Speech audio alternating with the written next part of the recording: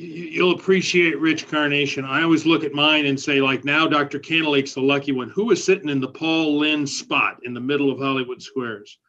We get three more. Candleake moves over to the left. Could be Marie. Could be Sharon's coming up as that second row. Third row is filling in. So you've been here too long, Richard. If you logged off, we could get you in the middle. But. No, see, I will take Pete Stefanisco for $50. No. Okay, everybody's in that was in the waiting room. And are we live broadcasting now? We are live. I see that on the screen. Very good. All right, well, welcome everybody. Tonight is December 15th, 2020, and we are live on YouTube for the Windsor Unified School District Board of Trustees meeting for the last meeting of the calendar year here. We are glad that you're all watching and participating. We've got a full Zoom screen here with lots of good faces and lots of important items to cover tonight.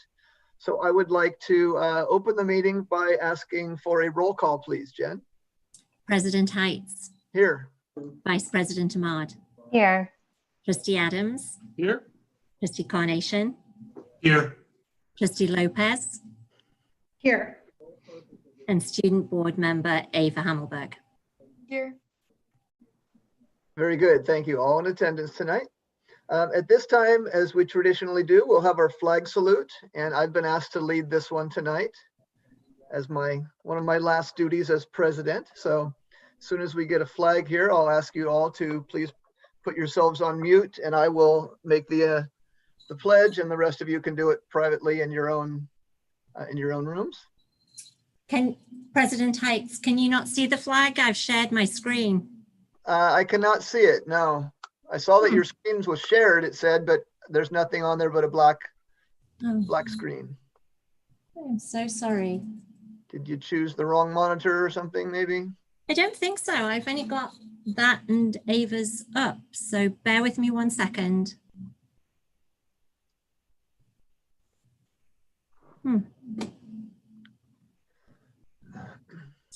It won't.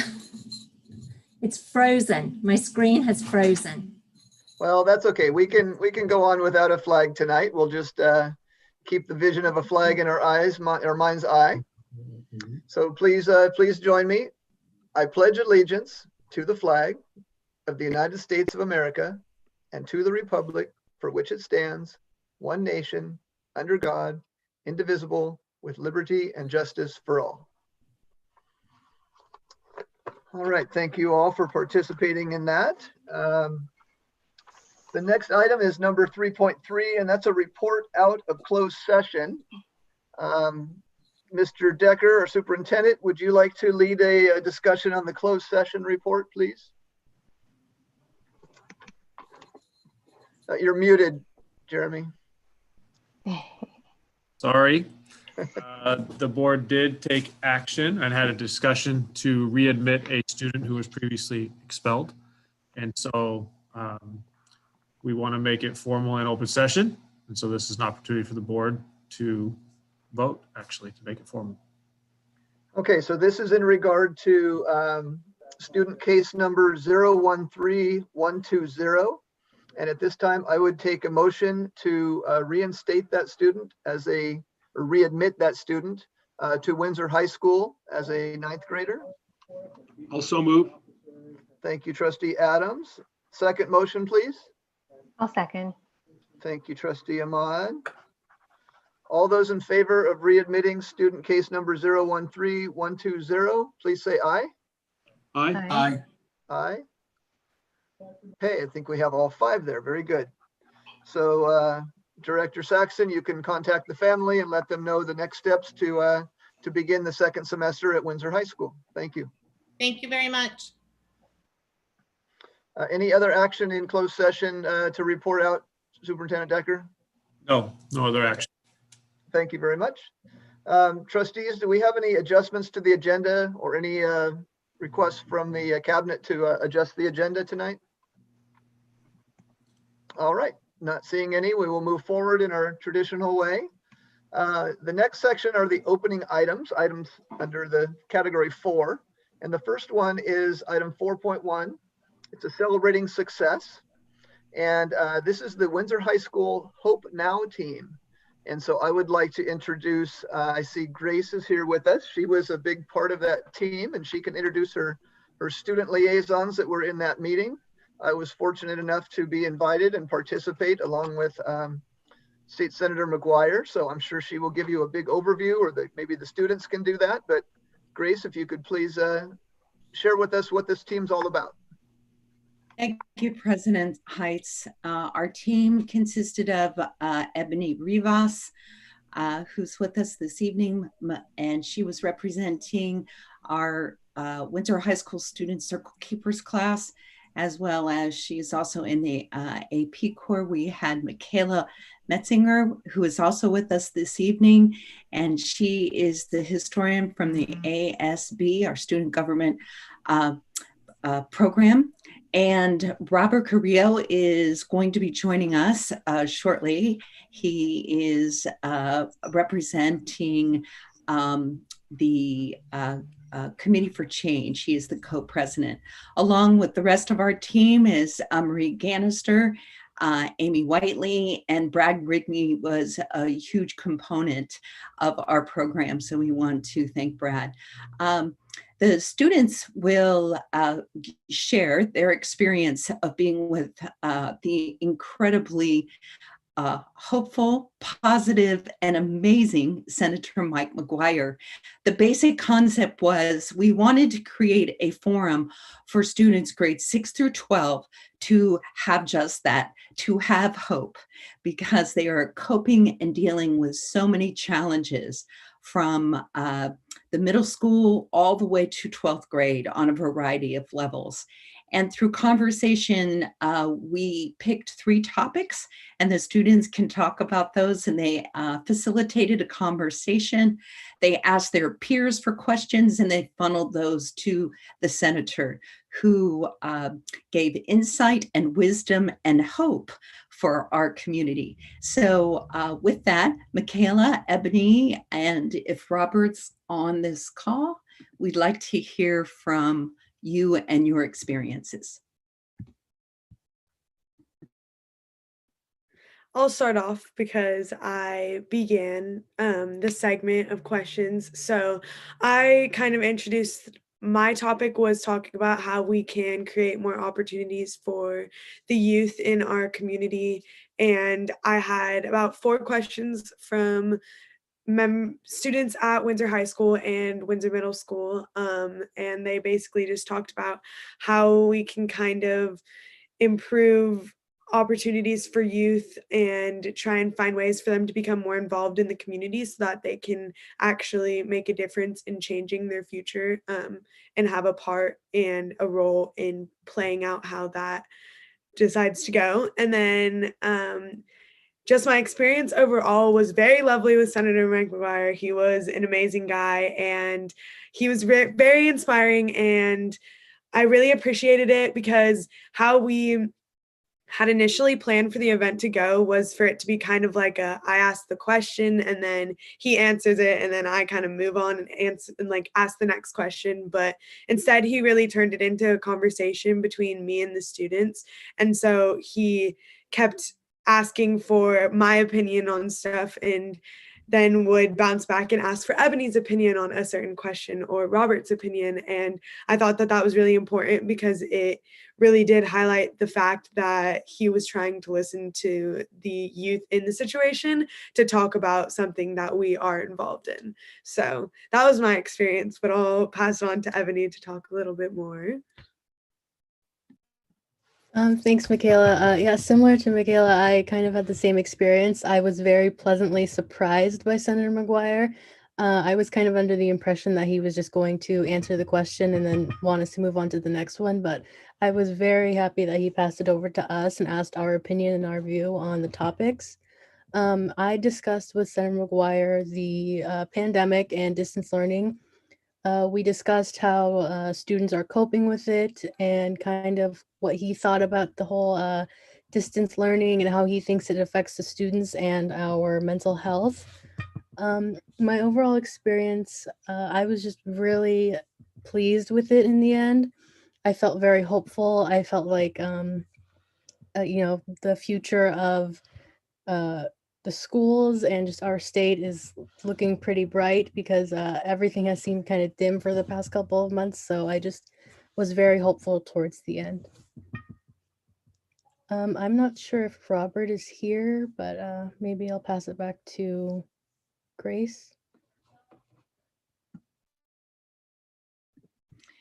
Thank you, Ebony. I appreciate that.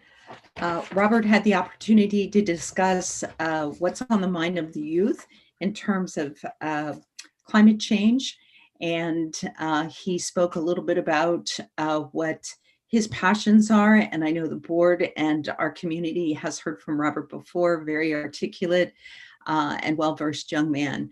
And some specific questions about, from the Federalist point of view, what can be implemented on the local level. And it was a really great exercise for the students 7 through 12 to be able to field their questions and be able to hear from a local policymaker.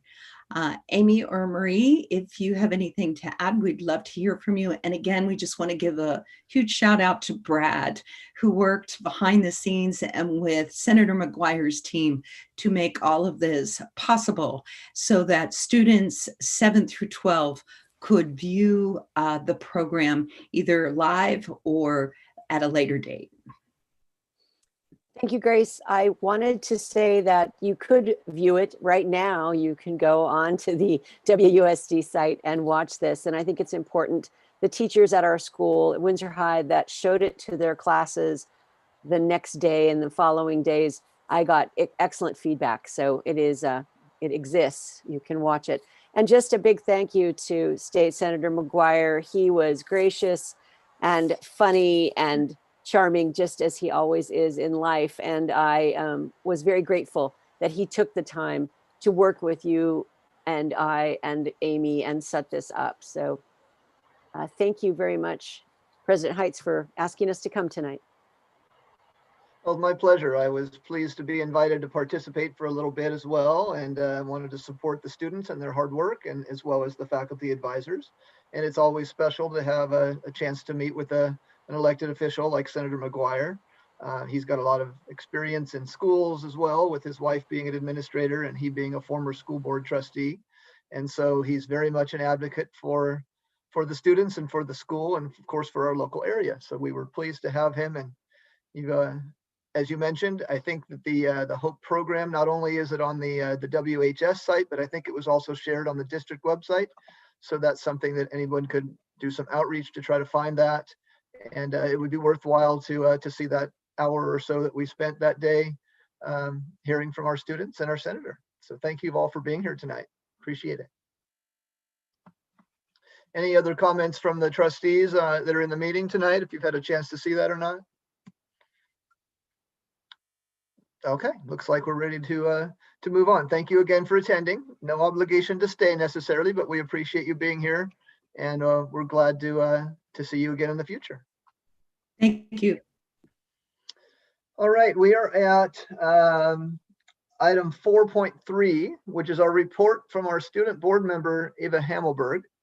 And before we begin with Ava, I couldn't read her file. I don't know, it didn't open for me on my screen, but I would like to do a little shout out to Ava, because a couple weeks ago, she was part of the Sonoma County Office of Education panel of the Student Voices program when they spoke about Asian and Pacific Islanders and their experiences in the Sonoma County schools. And Ava did a wonderful job representing Windsor High School and our community at large. And so I would like to give her a public shout out for the good work that she's doing to be involved in so many special programs. So thank you very much, Ava. And I'll hand over to you to give your report tonight.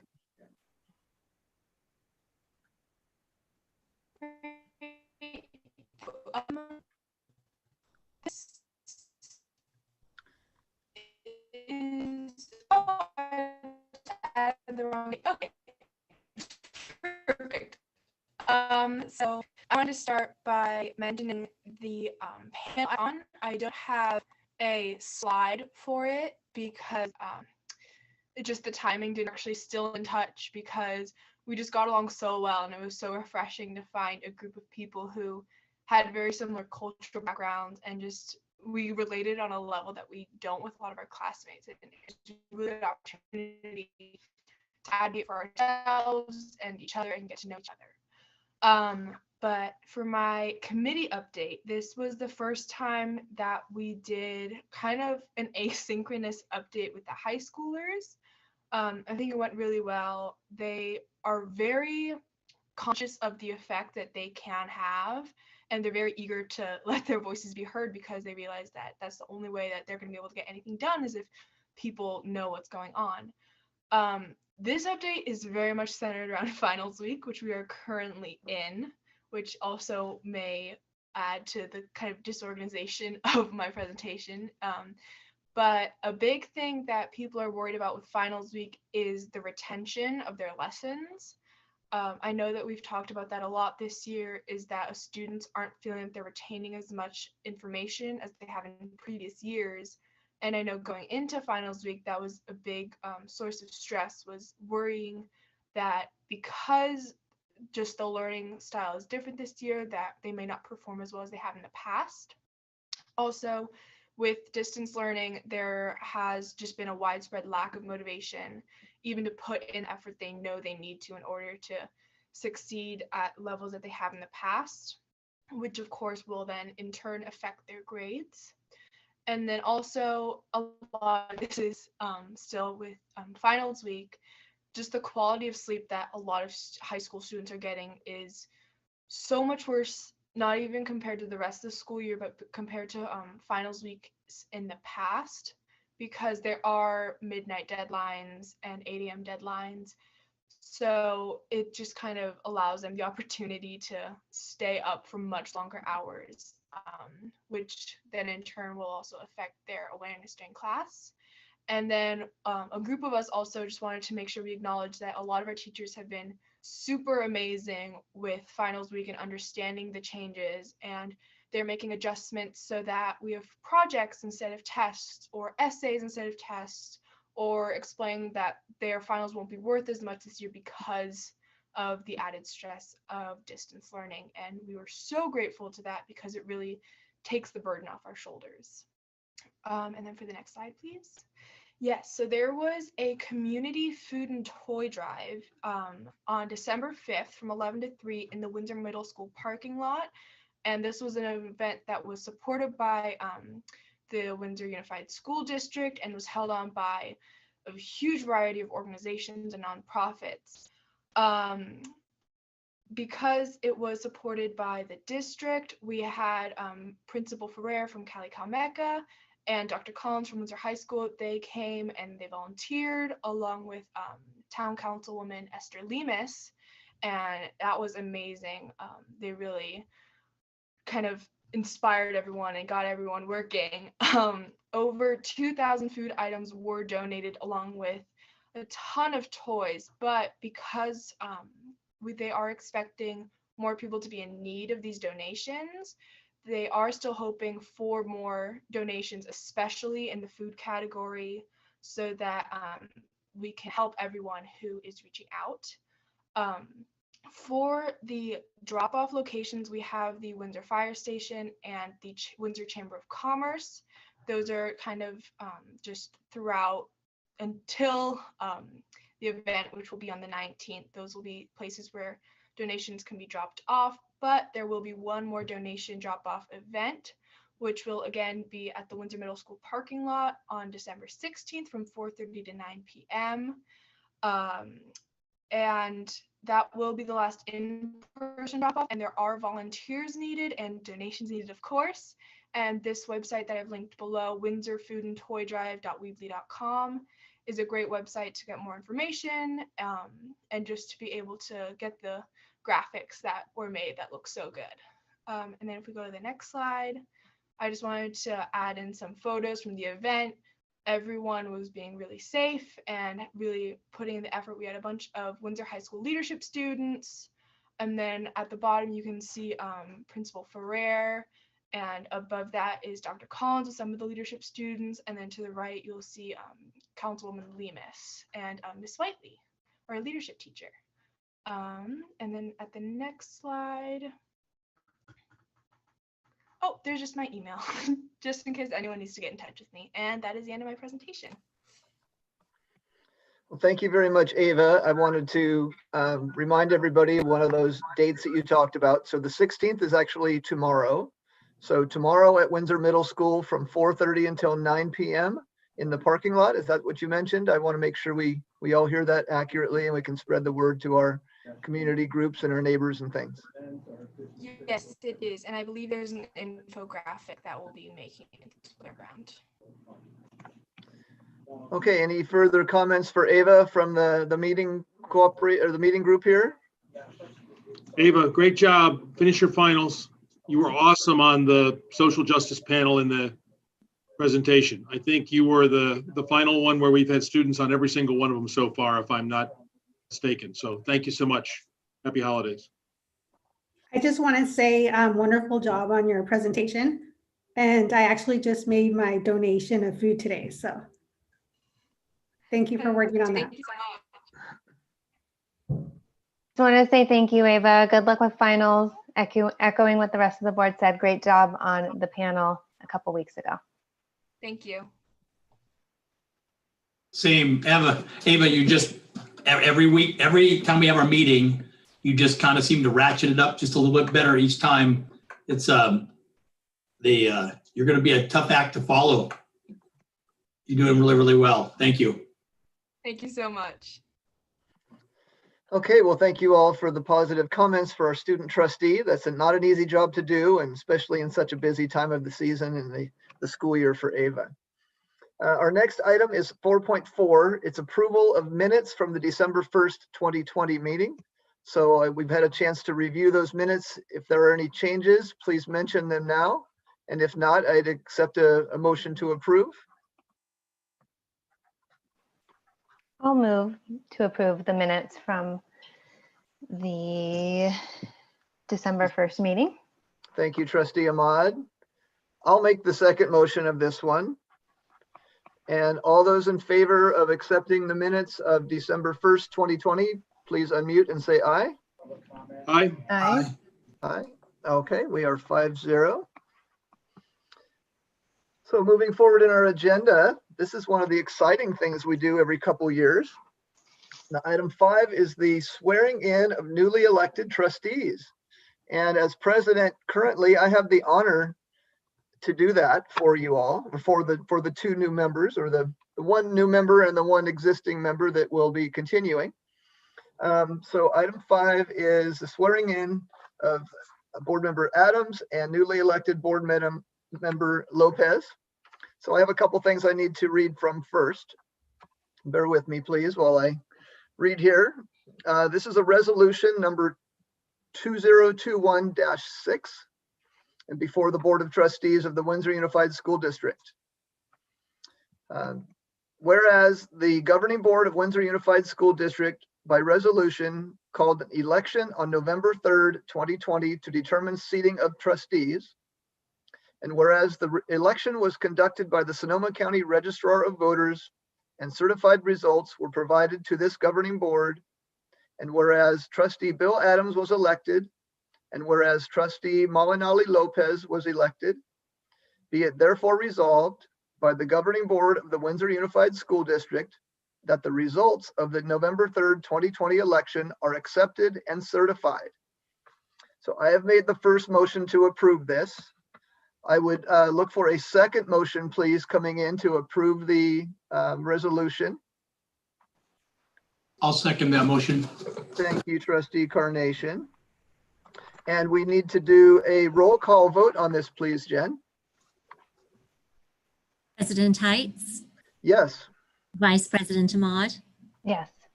Trustee Adams, Yes. Trustee Carnation, Yes. Trustee Lopez. Yes. So whereupon the president of this Windsor Unified School District declares the foregoing resolution adopted and so ordered. So we now have officially received the voting recommendations of the voters of Windsor, California. The next items I need to do is a swearing in of each of these members. to their official duties of the offices of board trustees. So I will start with, I'll start with Malinali Lopez, ladies first. So at this time, I'd like to ask you to please raise your right hand, Molly, and repeat after me. I, Malinali Lopez, do solemnly swear or affirm I, Malinali Lopez, do solemnly swear or affirm that I will support and defend the Constitution of the United States that I will support and defend the Constitution of the United States and the Constitution of the State of California and the Constitution of the State of California against all enemies, foreign and domestic, against all enemies, foreign or domestic, that I will bear true faith and allegiance to the Constitution of the United States that I will bear true faith to the allegiance of the Constitution and the Constitution of the State of California, and the Constitution of the State of California, that I take this obligation freely that I take this obligation freely without any mental reservation or purpose of evasion, without any mental reservation or purpose of evasion, and that I will and faithfully discharge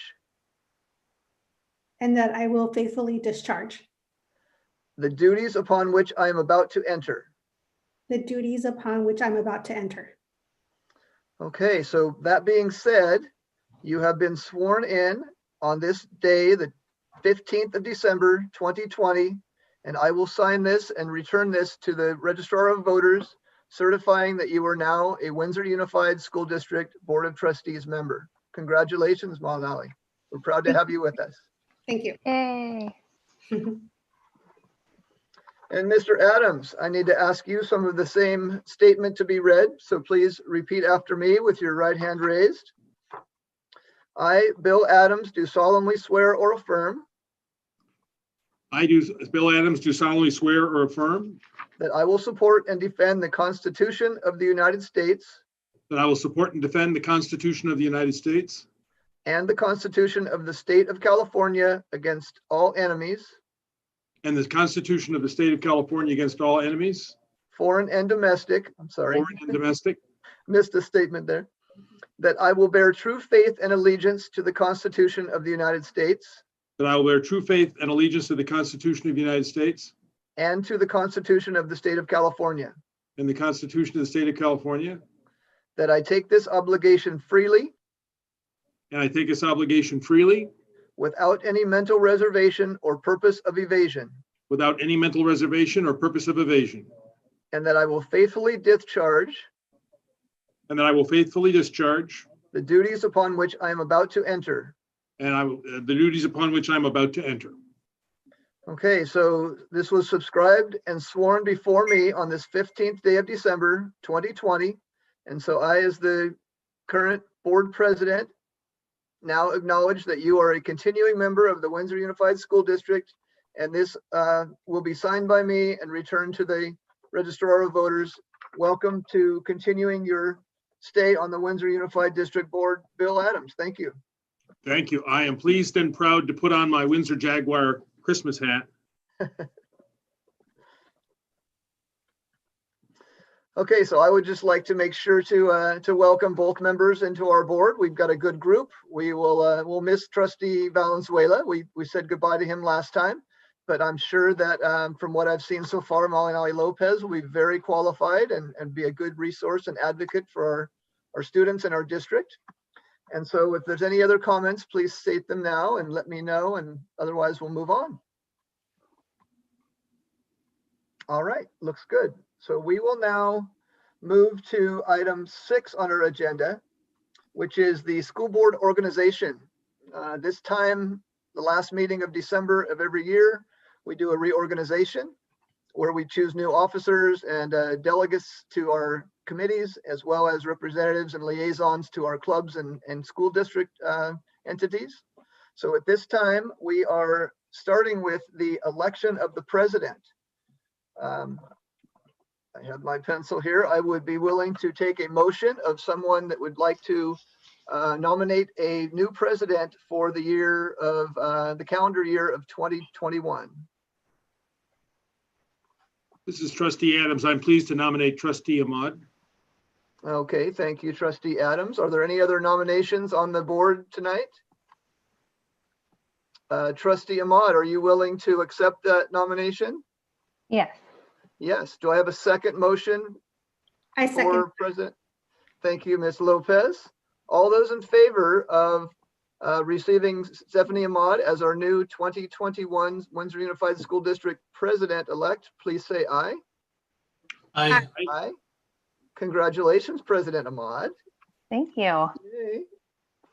All Thank you right, very so much.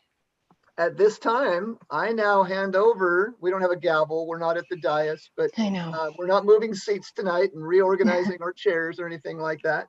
But I would like to allow Trustee Ahmad to now work through the rest of the agenda. And I will not have to speak as much tonight, so thank you for that as well. It's been a very interesting year having to do this. I mentioned earlier in closed sessions that I feel a little bit like a game show host with all the different faces in front of me and all the different things to work our way through. But it's been very satisfying for me again to be president this year. But I am happy to pass that torch to Trustee Ahmad. So Trustee Ahmad will work through item 6.2 and continue with the agenda. Thank you. I will. I'll say a few words and then I want to give an opportunity for the board to comment on Trustee Heights' outgoing presidency. I just wanted to say that it's an honor to serve in the district where I completed my K through 12 education. I just think this is wonderful. I owe a lot to this district. It prepared me for college, to be the first person in my family to attend a four-year university, first and still only lawyer in my family. But I think more importantly, this district prepares good human beings.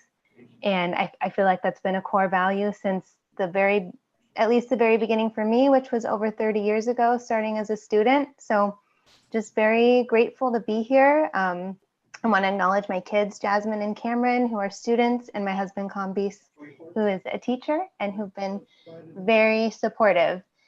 And then turning to Trustee Heights, as president, I think you've done an amazing job transitioning from in-person meetings to Zoom meetings and virtual in a completely unprecedented year, and keeping things steady and steadfast. And you really do bring the statesman quality to the board. And now as the longest serving trustee, you are the elder statesman of our board. So with that, do we have any other comments?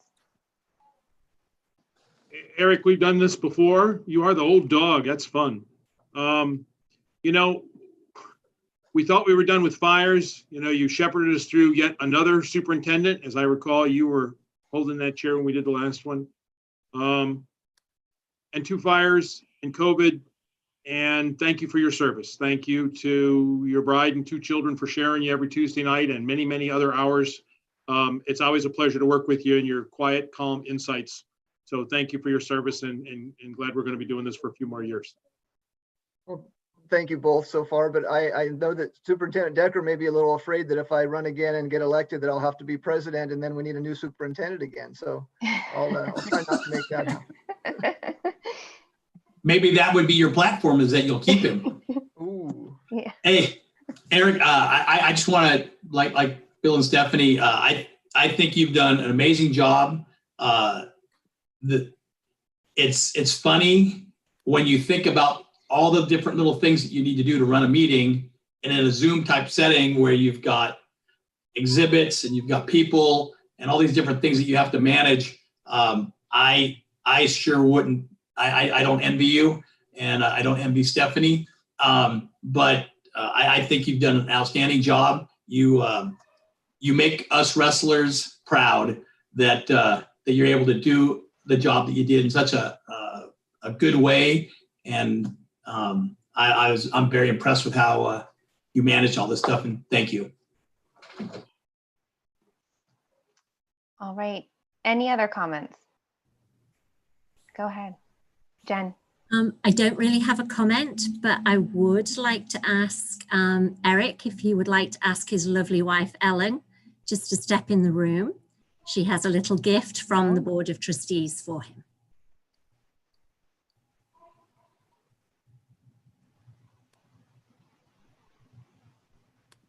You need to unmute, Eric. Yeah, she came in, Ellen, my wife, has come in and handed me a wonderful plaque here in recognition of being the president this year. I wasn't expecting anything like that, but thank you all for thinking of me and doing that. So wonderful. It was an honor to serve again, and I'll appreciate the good thanks and the good words that you all gave me tonight. It means a lot. Thank you. All right. Thank you, Trustee Heights. Now you get to relax and enjoy the meeting. Moving on to item 6.2, election of vice president. Do we have a motion and a nomination for vice president? I would actually like to make the motion to nominate Trustee Carnation, who I had the privilege of running against, and that's how we met, and you know, the rest is history. So I would like to nominate. Are there any other nominations? Do we have a second? I'll second that. I think he'll do a good job with that. Look forward to it. All right. All in favor? Yes. I didn't think Bill is indisposed at the moment. In favor, Bill? Yes. Okay, great. He's in another meeting. Okay, oppose, I think that's 5-0. So congratulations, Trustee Carnation. Do you have any comments? Thank you, I guess.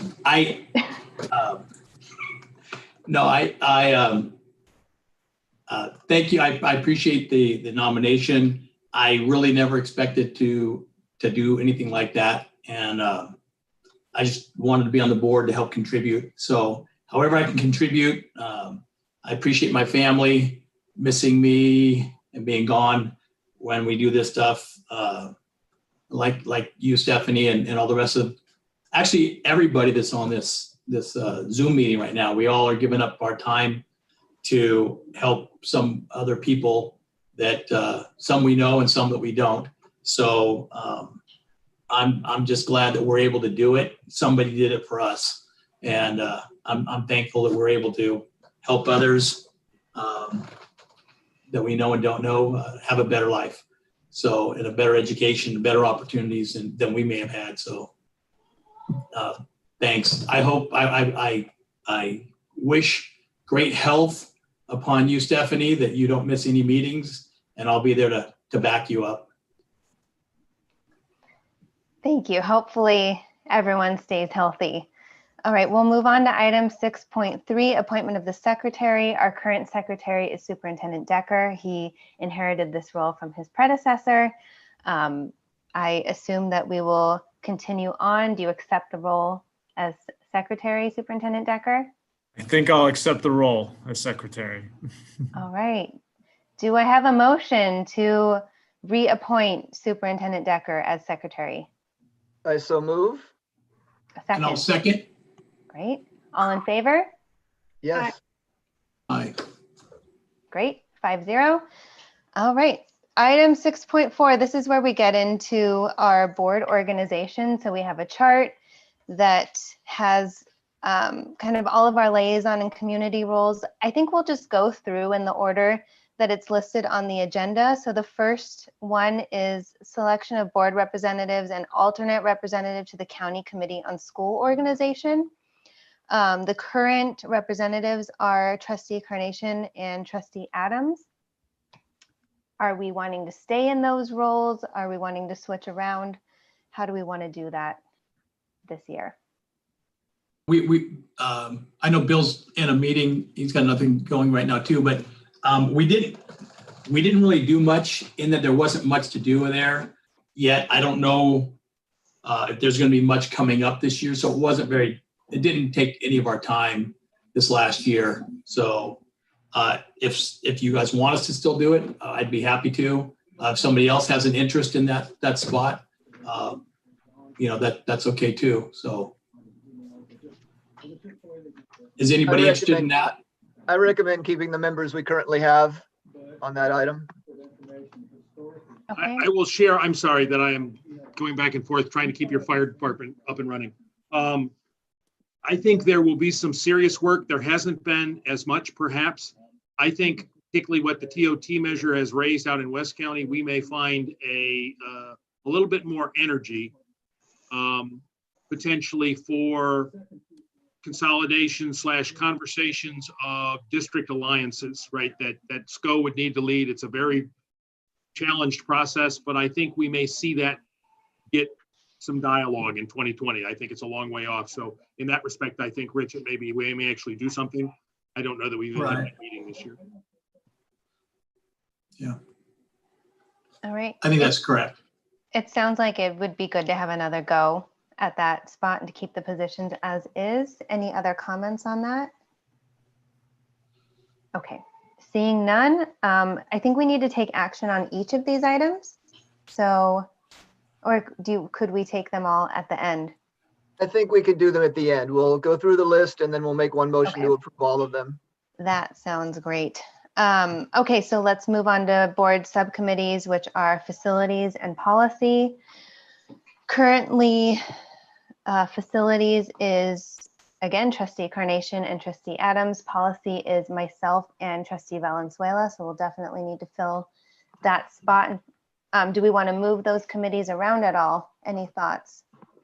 Can I make a recommendation that probably for Malinali, policy wouldn't be the best one to start on? I think just thinking about doing a straight replacement, I think it would probably be best once we get down to, LCAP, DLAC, to give her the opportunity to really learn the district and take part in those committees before probably jumping into policy. Malinali, I don't mean to put words in your mouth, but that would probably be my recommendation. Thank you. I actually really appreciate that because I do feel that I need some time to really learn this role. And I really do have a big interest in DLAC and LCAP. So just wanted to offer that. Awesome. I would be willing to step in to replace Trustee Valenzuela in the policy subcommittee. I've worked with that group before and I don't mind doing that unless there's somebody else that really has an ambition to do that. No, It sounds like I think that everyone's amenable. sounds good. Okay, and then would we stay the same? I think we're going to stick with facilities, it sounds like. And okay. Then next, board community. Sorry, as president, are you wanting to also do subcommittees? Usually the president steps back because you're going to be so busy as president. Yeah, well, the policy subcommittee didn't actually meet. There's that. So, I was kind of just. You will have some work to do this upcoming year, though. Yeah, I didn't find it overly burdensome when we did meet before. I think I've been on the policy subcommittee my whole time. It is a lot when the time comes, but I feel like it doesn't come frequently. So I would be fine staying in that role for now, especially while our new trustee transitions on. Great. Yeah. I'd love to have you stay. So thanks. Okay. There is just a lot coming because we're behind. Yeah, I know. But we're not really behind. It's just also crazy time. So we'll get there. Okay, board community liaisons. We can discuss it as a group, or I can go through one by one and just maybe we just kind of throw out what we're interested in one at a time. I think that might work. I would recommend we let Trustee Lopez, since she's new, kind of have first shot at some of these. And so if she would like to speak out, she mentioned a couple of things earlier, but maybe let her pick and choose as the new person on board and then the rest of us can fill in. Sounds good. Well, LCAP and DLAC you mentioned. Yeah, so I definitely have an interest in LCAP and DLAC. Okay. And then also have an interest in Windsor High School, just because my daughter will be a freshman there next year. Okay. So great. You have an interest in that. Those all sound good. And then of the community liaisons, so some of the organizations, we've got Boosters, Town Council, Windsor Wellness Partnership, Cali PTA, Cali Leadership. We Foundation and Windsor Advocates for Music. Are any of those piquing your interest? Trustee Lopez? We got into the weeds with them. I'm sorry, some of those I don't know what they are. Okay. For example, I don't know what the We Foundation is, and some of the others that you mentioned. Okay, And well, we can come back. We can come And I back. think that potentially the LCAP, DLAC, and Windsor High School might be a pretty good start. Those are That is a good start. Yeah. Yeah, probably enough to keep you busy. All right, I did see Trustee Adams. Looks like he's ready. Yeah, well, no, I wanted to ask, and I don't know, Melly, I'm sorry. Are you familiar? Did you attend or did your daughter go to Cali? Do you know Cali at all? I do. So my daughter has been there since kindergarten. Okay. She's about to graduate and go into the high school, but I could. So, okay, I was just thinking that the PTA or leadership at Cali would be good if you didn't, but if you're familiar, never mind. Right. I would say that that's the only school that I'm the most familiar with. The other schools, are sort of unknowns to me. Okay, well, we'll keep discussing and then we'll figure out where to fill in. Okay, let's see. Who wants to go next, or I will call on board members. Trustee Go ahead, Carnation.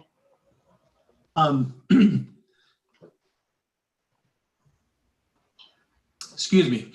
I'd like to stay doing with the town council, if that's okay, or if anybody doesn't, if they're not, if that, it doesn't matter. I'd like to, and Mally's gonna be at the high school. I'd like to actually kind of swap over to Maddie, if that's okay. I've got one grandson there now and another one starting. And so I'd like to kind of, if nobody else is, if we're okay with me jumping over to Maddie, that'd be good. And I think on the north of Errata, the ad hoc stuff, George is gone. I'd like to kind of maybe jump in there with Trustee Adams if he wants to keep doing that, which I think it'd be good to keep Trustee Adams in that spot to keep some continuity going as well, if he wants to.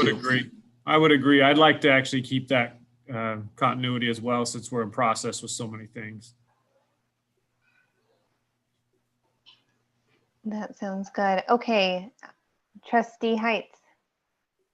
Yeah, I think I've done almost all of these over the 6 or so years I've been involved. I know that since you're in the presidency role, I kind of want to limit some of the things that you're involved with and having less meetings and such, as Ms. Saxon mentioned. So I'll go back onto the Windsor Wellness Partnership unless you really want to have that same connection. And that's okay. You can take that one on. Okay, and maybe also take Trustee Valenzuela's spot on the Cali leadership. Okay. And then for a school, how about Windsor Oaks and North Bay? North Bay Med, I can work with Principal Harper and participate in some of their events. Sounds great. Thank you. All right, Trustee Adams.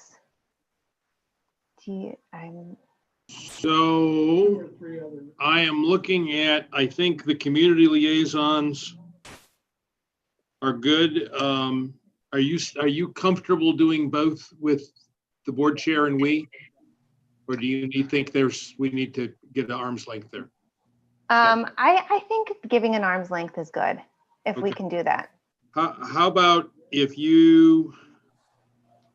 would you mind going back home with Cali PTA then? Sure. Okay, and I will talk, who is the chair of We Foundation going forward now? It is James Hackwood. I know James well. Great. Okay. So I'll swap you Cali PTA for that, and I'll still do the boosters. And I'll work with you pretty closely, I think, Melly, on that, because that's an important sort of outreach activity and fundraising group, the boosters at the high school. Sounds good. We got a number of schools. We got to split up between you and I then, Stephanie. Yeah. I'm okay still with the middle school. I mean, none of these have been particularly rigorous, and frankly, I think we have been underserved in our capacity to do outreach Superintendent Decker, so maybe we can ratchet that up a little bit in a different model. Okay. So I don't know. Stephanie, why don't you pick the one you want? My sister Stephanie Adams was working at Cali, but Yeah. I'm okay, frankly. If you, how about if I step in with that? I think because I think a shift with Sharon would be good, frankly, and Okay. That would Sounds leave, good. that would leave Brooks for Stephanie. Yeah, and then I can go back to Brooks. And so would I have both Cali and the middle school then? You would. Yeah. Is it Okay. okay? Fine. That works. Fine. Yeah. Okay. Yeah. Cool. All Thank right. I think we've got And, everyone. yeah, I was can quick. stay with the music unless somebody else wants to come in and work with the music boosters. Okay. I think that's probably good. I mean, Yeah. we're probably going to have some VAPA revisiting. Yeah. That'd be good. All right, I think we are done. I don't think we need to repeat all of this. We've been taking notes. So we're going to be, I need a motion on items 6.4 through 6.8. This includes school site liaisons, community liaisons, board subcommittees, our board representative to the county committee, and it also includes the action to schedule our 2021 regular board meetings and a joint meeting with the town. Do I have a motion? I'll so move. Thank you, Trustee Adams. A second? I second. All in favor? Aye. Aye. Aye. All right, 5-0. President Ahmad, if I could make one other notice that I neglected to put on the agenda as Jeremy and I met last week. We'd also need to make sure that we do a governance handbook review. So if any of you have things that are outdated in your profile, or if you have anything you'd like to add to your profile, this would be the time we do that. And then maybe we can re-look at that at a meeting in the future to make sure we approve our next year governance handbook. Well, I think we have that special meeting early in January. Maybe that's when we just get the self-imposed deadline to get that to Jen either in the next 48 hours or first week of January. Yeah, thank you. Okay, great. All right, we are moving to section 7, consent action items, and we are currently in the process of doing some streamlining of our meetings. So we have a bit of a streamlining in this section, and I'll let Trustee Carnation take over from here and explain what that is. Since we've consolidated our meetings to one for sure a month, instead of reading out all the consent items as we've done recently, I'm gonna make a motion that we accept the consent items and open that for a second and any discussion. I'll second. All right, do we have any discussion? Because we're not gonna read them anymore. If only we're gonna just bring them out for discussion if we need to. Saves a lot of time. No discussion? Anyone? No comments? Okay, all in favor of approving items 7.2 through 7.10? Say aye. Aye. Aye. Aye, 5-0. Geez, that just bought just 16 minutes. Well done, Vice President Carnation. I yielded that 16 minutes back to the group. So, yeah. All right. Okay, moving on to section 8, report and discussion. Our first item is 8.1, the draft COVID pandemic handbook, which is going to be presented by our Director of Human Resources, Chris Canalake. Chris, take it away. Okay, thank you. I'm going to share screen here, and I'll try not to use all of the time we just saved. How about that? Here we go. I'll be fairly quick. We're actually, we're actually pretty excited to have a completed working draft of a staff handbook that goes along with this this 9-month experience we've had in a pandemic, and so it's something that's broken into 8 sections and has been a working draft and will remain a working draft probably forever, because as we all know, everything continues to change in this world now. So I want to give a little bit of credit to how this got put together, and that's started with the summer COVID committees that Lisa and our labor teams and so many teachers and administrators were part of. And then also credit to our labor partners at WDEA and CSEA, because a lot of the ideas that are in here came through our negotiating the MOUs with them. Also mentioning the WUSD school nurses, they're an awesome team. And they've really put a lot of work into this as well and really have their act together. I'm really impressed with them. And then finally, there's these amazing educator networks in our school district, in Sonoma County and beyond. And this particular handbook, the original bones of it, came from Palo Alto and then Sonoma Valley and then to Windsor. And now it's funny because some of the people that originally had this one now saw what we did to it and they like it and they want to steal it back. So we're open to that. And then of course, there's many agencies that we leaned on in this as well. So it's helpful and functional. It's just one piece of the puzzle to reopening, but it's important for us. And I'm just going to do a really quick walkthrough of each of the 8 sections. And I mean, not even a walkthrough, just a kind of so you understand what's in here. So the first one is about health screening and the whole idea of screening and tracking people's health as they come to campuses. And this is more future focused when we're potentially open. And so this page or part of it captures that idea. There's also ideas in this handbook about staying safe and healthy during the pandemic.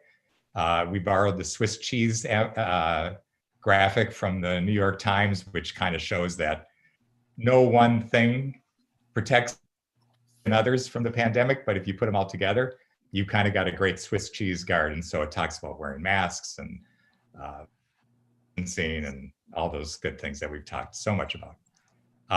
The next 4 sections are really about the response matrix, and it's really kind of the heart of what we're doing here is by going from left to right, there's high risk to lower risk, and it gives employees guidance if they're in a high risk, where they potentially have the virus or they've been exposed to it. It tells them what to do. And then as you go further, the next is the supervisor guidance. So what does a principal do? What does the director of maintenance do when they find out that there's a risky situation? And then the next section is for my team, the HR team, to help guide us through how we handle leaves and quarantines and isolations. And from there, it goes to the facilities response. Again, the same grid, except what does facilities do now in the case of some risky situations with COVID exposures. And then so those are all of the matrices for responding. And then the next section is surveillance testing, which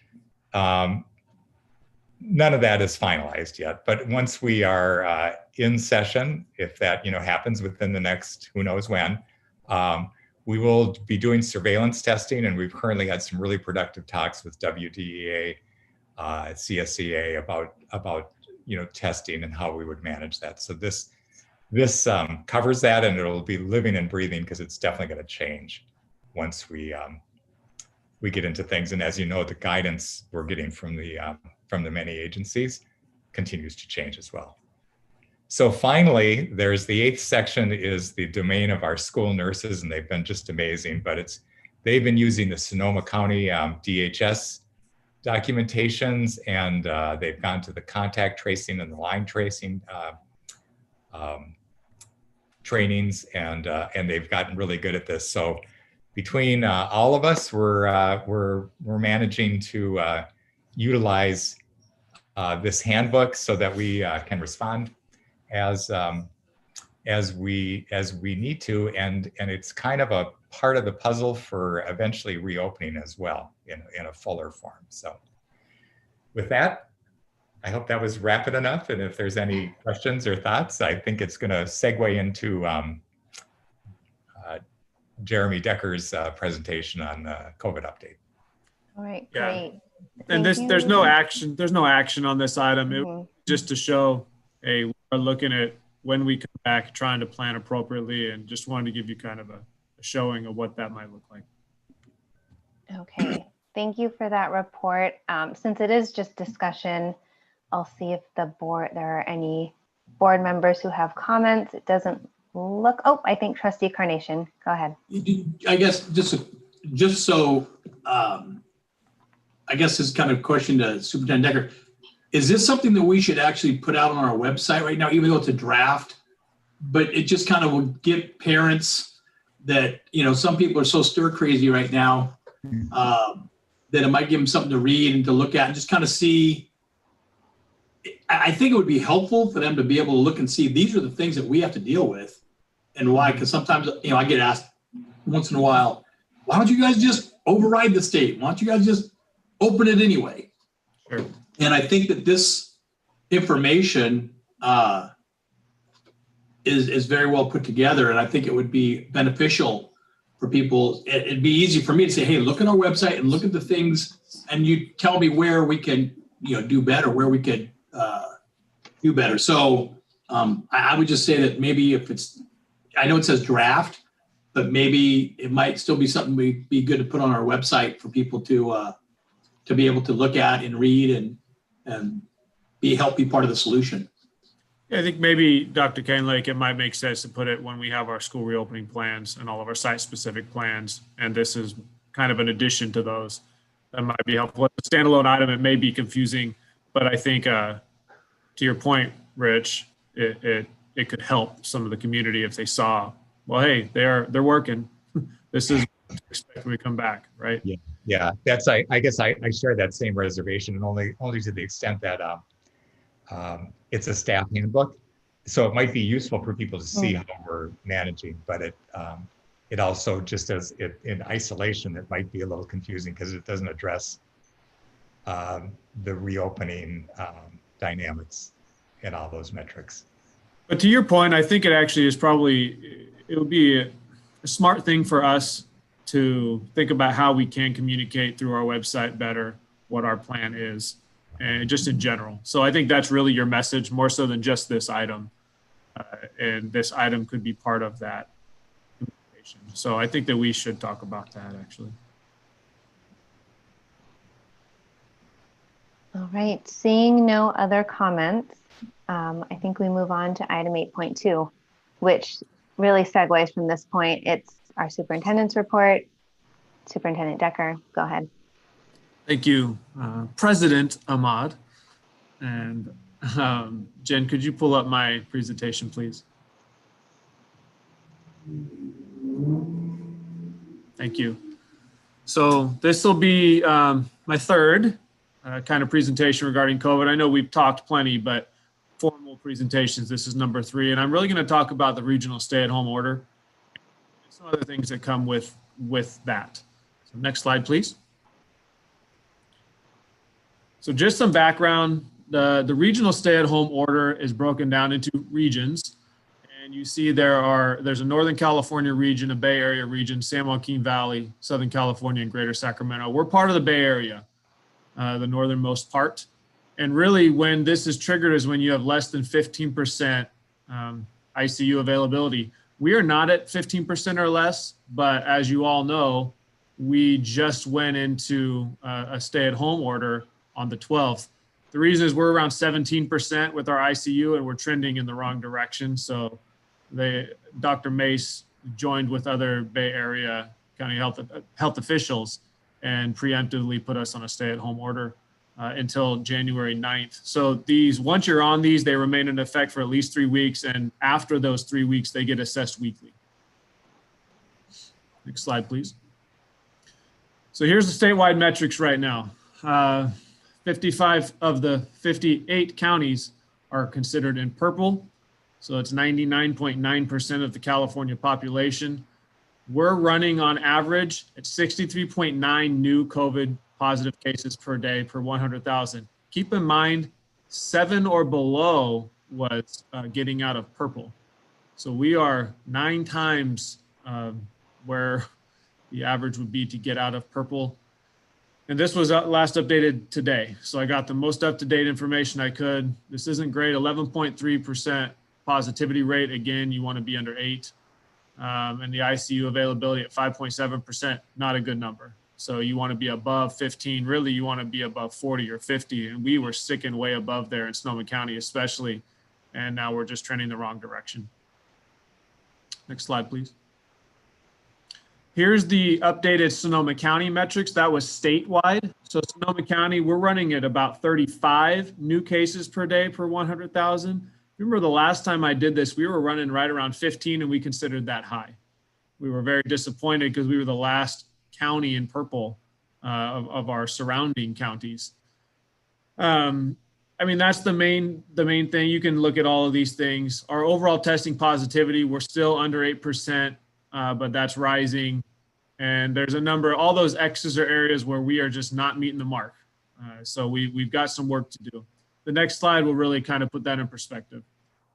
Back one, thank you. So this shows the new cases per 100,000 population per day for the past 2 weeks. And you can see we've had a pretty steady rise. Obviously, some people got together during Halloween. It affected our numbers. We know people got together during Thanksgiving. It affected our numbers. I think we all anticipate that people are probably going to end up getting together for Christmas, and it may affect our numbers again. If you look at what's happened since March, we were kind of stagnant. We weren't too happy in October, November, because a lot of other places, well, I should say October, a lot of places were trending downward. We were kind of holding firm, which was very frustrating. You see, we've been above that purple tier for a long time. But look at what's happened over the past month. I mean, it's not good news with regard to new cases per 100,000. Next slide. Testing positivity, we've been all over the map. So we have been under the purple tier with regard to testing positivity for a long time. We're inching up to be going beyond the 8% metric, which is unfortunate because we were looking pretty good. And this is one of those areas that I wouldn't say we were proud of. We were still higher than the majority of the Bay Area, but we were at least staying below that purple tier. So it's unfortunate that we're now back in the red when we had gotten down to the orange. So where does this leave us with regard to reopening? Well, it's not great news, obviously. What we've been working on is a phased-in approach to bringing back the most vulnerable students first, and we've based it upon the metrics that you see here in this diagram. We're looking at adjusted case rate and then positivity rate, but there's two aspects of positivity rate. There's the entire county, and then there's also the health equity quartile, which I'm not going to go into major detail, but basically we are looking at these metrics to improve so that we can start to bring back our students. Next slide. And this was the approach that we've taken. So we worked very hard with WDEA, who were great partners in this entire process and just great thought partners, because this is hard. It's really hard. We've never done this. Trying to take in all the conflicting information. There's study after study. Some say bring everybody back to school regardless. Others say don't do that. It's very hard to decipher everything. So you need some good thought partners, and I'm thankful that we've had some good thought partners. But if you look, we are proposing and planning to start bringing back students once we enter the red phase, not in purple. And I will speak to purple and what is allowed in future slides. But we're looking at our special needs students in phase 1, and essentially the adjusted case rate at 6.5, positivity rate and health equity quartile. When we enter into red, that's what those numbers mean. And then as we improve, we plan to phase in other groups. So next would be our English learners. 1s and 2s is a designation. It's kind of they're at the beginning of learning the English language. And then number 3 is kind of an interesting one. These are all designated by the state, by the way. So foster youth, youth experiencing homelessness, and then other high needs students. So this is our students who may not be engaging in distance learning at all. We have just identified that there's a need because of what's going on at home, or some of our other special education students who are struggling. It's going to be based on, teacher recommendation, principal recommendation, and what's needed. Then after that, we move into a phased approach with our grade levels. So we start with TK and K and then move our way up the ladder. The reason that we're looking at toward the orange for grades 3 through 6 and 7, 12 is you start to get into, you know, some movement of classes. It's a little bit different. And so we're running into some problems with the cohorting guidance that we've received from our county health official. Right now, the recommended number of cohorts is 2. We need 3 to really run a hybrid system that makes sense with what we have in place. And it's going to be pretty, I don't want to say impossible, pretty tough. So anyway, I'm getting too far into the weeds, but this is our approach. It's a phased in approach. Next slide, please. So I know some people are asking the question, well, aren't some groups of students eligible to return while in the purple tier? And yes, they are. So counties in the purple tier are permitted to offer in-person instruction to students with disabilities, English learners, homeless youth and foster youth, et cetera. So this picture that you see is what a stable cohort is supposed to help us with. In the top picture, you see, let's say one person has COVID and we're just coming up with a random number. They infect 2 people. So every person would infect 2 people. If we don't have a stable cohort, you see how that infection rate really can spread quickly. Down below, it shows 3 stable cohorts. And so that one person would infect 2 people in the cohort. And then basically that one cohort would be very infected, but the rate of transmission would not be as great as if, you know, we had general population. So stable cohort, you see I put it in red, is a very important term. And it's actually one of the main areas we're struggling with, because we can keep a stable cohort when at school. The issue is when everybody goes home, we don't have that stable cohort, nor can we guarantee that they aren't meeting with other families, friends, and it makes it very difficult to well, not do our job, but to really ensure the safety of everyone who would be a part of, you know, in-person instruction. Superintendent Decker, yes, sir. If I interrupt a second on that previous slide, or hope maybe it's addressed later, but is it true or is it not true? I know the answer, but I'm just putting it out there for the population here. Is it true or not true that it requires a waiver from the county or the state, and waivers are no longer being granted?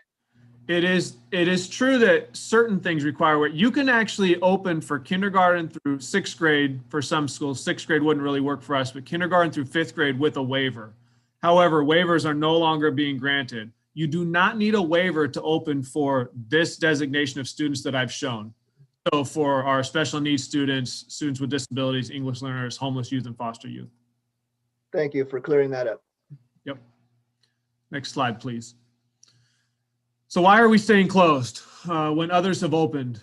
Well, I want to go through some of the maps of California from the past. A lot of the places that we were hearing about that were opening in October. And it was a much different place in the state of California in October prior to Halloween. If you look at October 27th, you see Sonoma County. We're that one purple county on the middle left-hand side. Marin and Napa are both orange. San Francisco was actually yellow. A number of the other counties in the Bay Area were in orange. So a lot of places did start to look at reopening and they had plans. And then you look at November 4th, kind of the same map, but then November 10th, we're starting to dip back into, you know, reds in certain places. And then you saw what we're dealing with now. So I think it's really hard, and I've said this before, it's really hard to compare what Sonoma County is dealing with to what other counties were dealing with. All of those reopenings that you were hearing about were from counties who were all the way into orange in many cases. And so I just want to make that clear. It doesn't mean we're not allowed, but I just want to make sure everybody knows that there weren't any that I know of in, well, I can't say anywhere, but in the Bay Area, because that's really where I focused my attention, who were opening while in purple. And there are a couple of Sonoma County school districts that have allowed for volunteers to offer in-person small stable cohorts right now, but I know that's changed over the past week. And I believe Catherine, our Director of Special Education, is here, and I'd like to kick this to you because I know you've got your ear to the ground and you've been really following this. So what's going on right now, Catherine? Yeah, so we do have a handful of districts in Sonoma County that have opened small cohorts. But because of the increase in COVID cases across the county, across the state, and across the nation, several of those cohorts have actually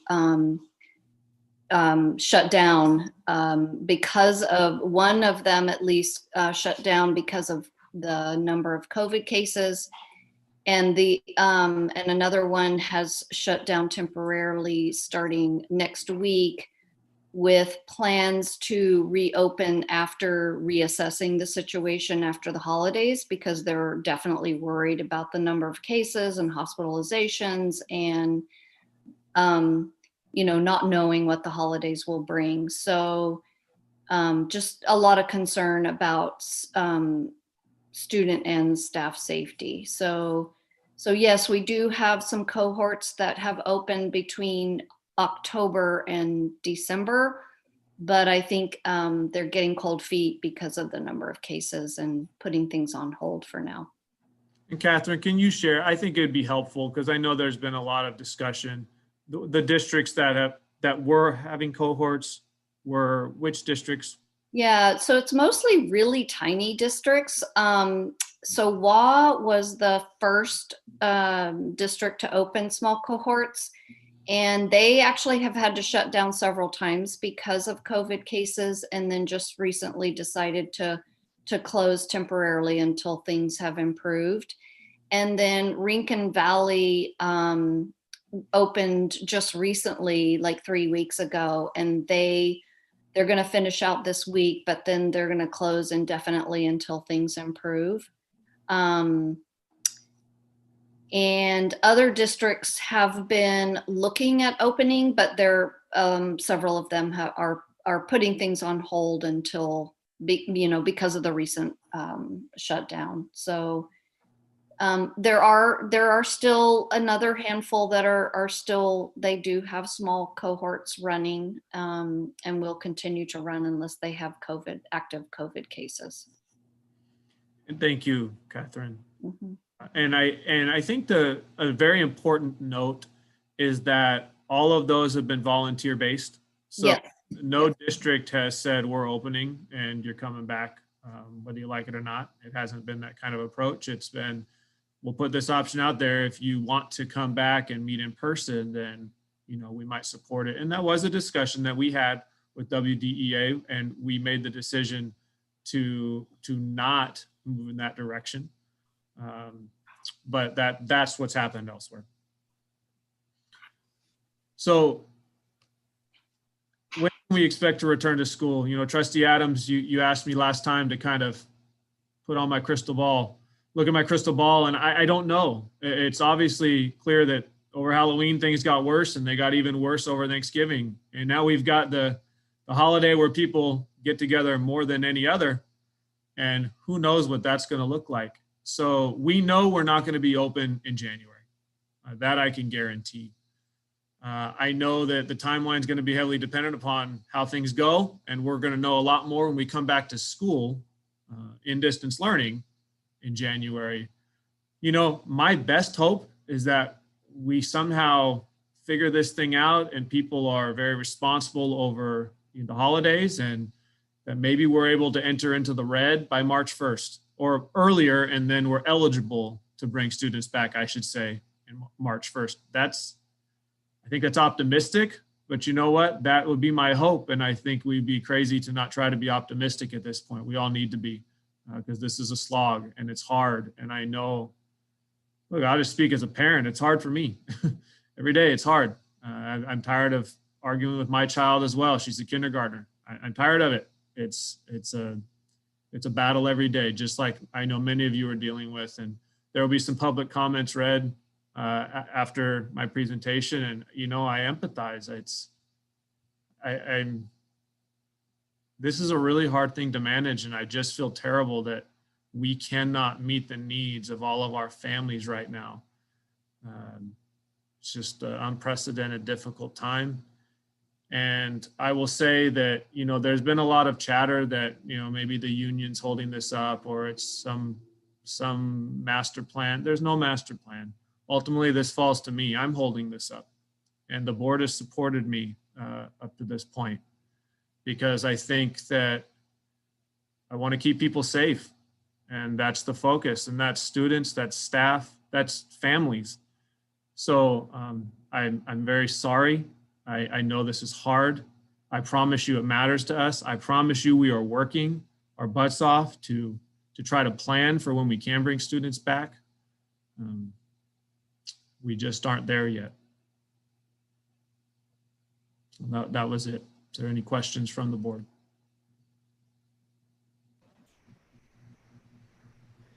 Not really a question, but another piece of information. And I know this isn't the most important part of the world right now, but we did get information today from the California Department of Public Health about athletics and student sports and youth sports in the community. And so they are very much on hold as well. I'm sure there'll be a report in future meeting about what those numbers are, but it's available for those of you that would like to look that up on when basketball can start, when baseball can start, and so on and so forth. They're all broken down by colored tiers, and nothing can happen in purple except for, I think, cross country and track, something like maybe golf. But that's another item for another day, but it's available now. It came out this morning, so. I saw that come across.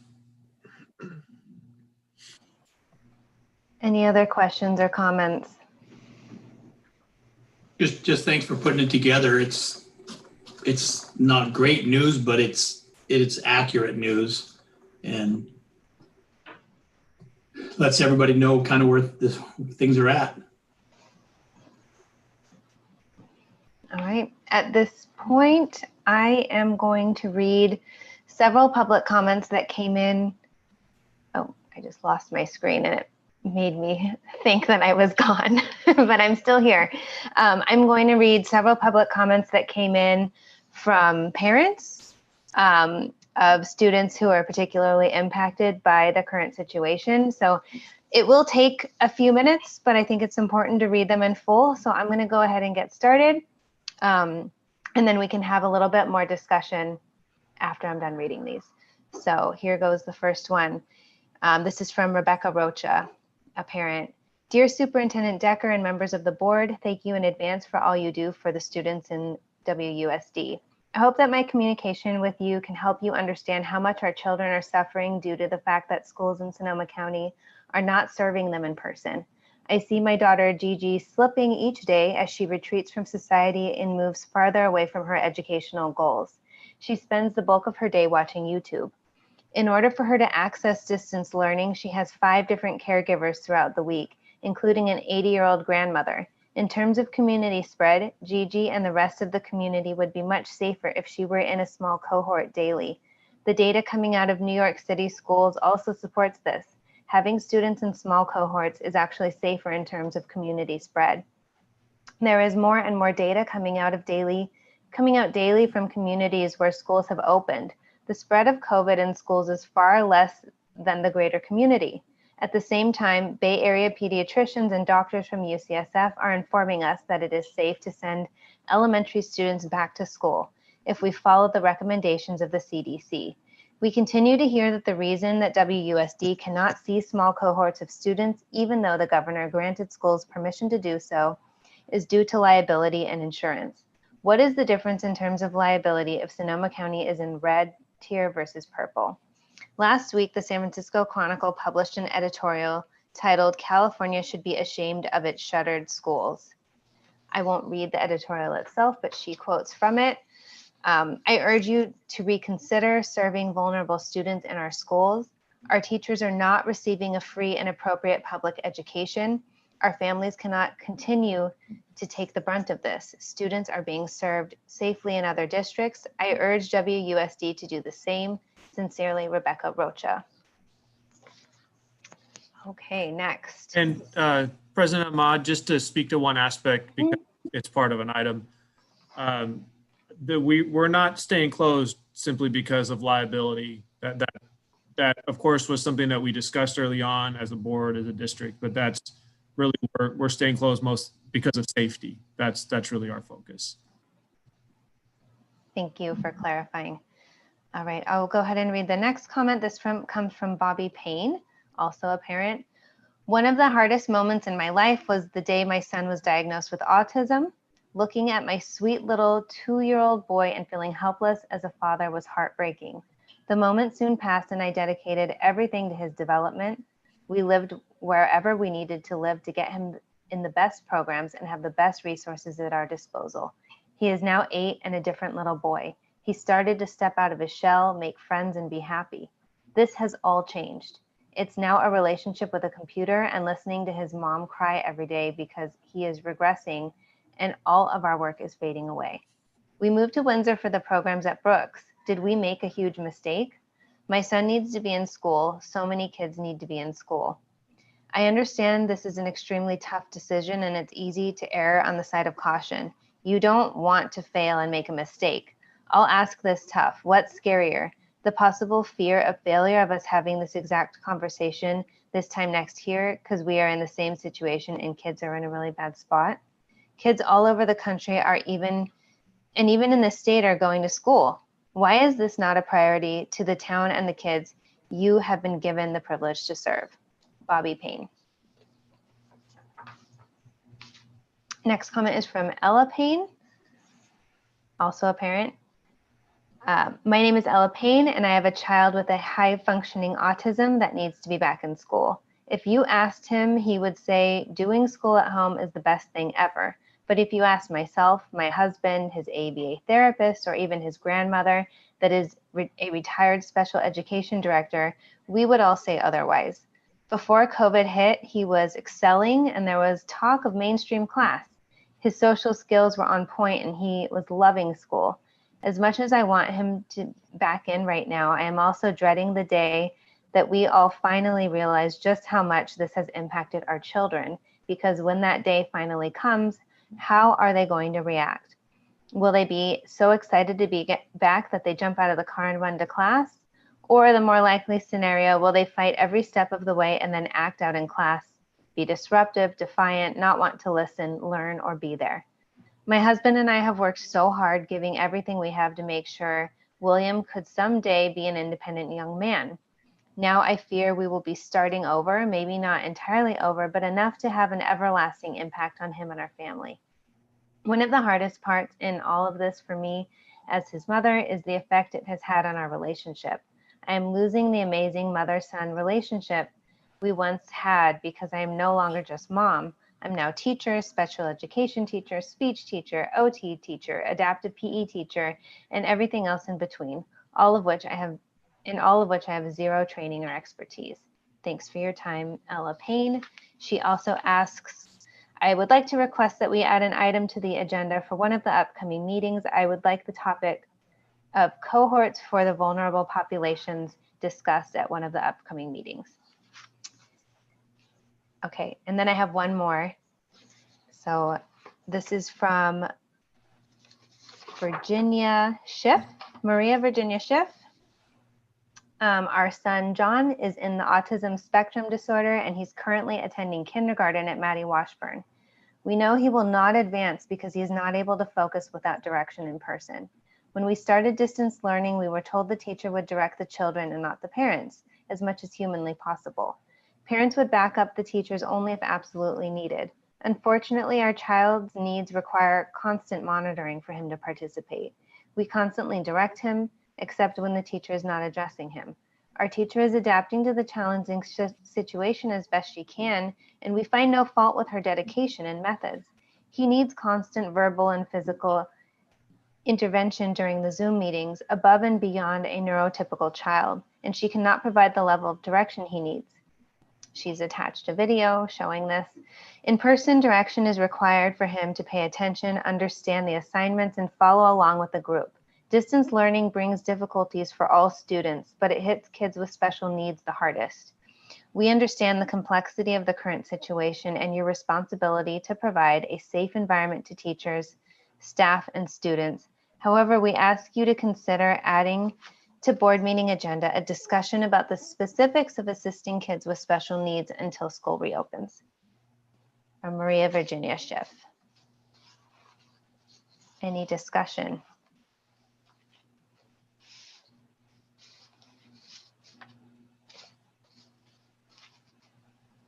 All right, then we will move on from this item. Oh, Trustee Adams, go I'm ahead. sorry, I'm in the dark over here in my office.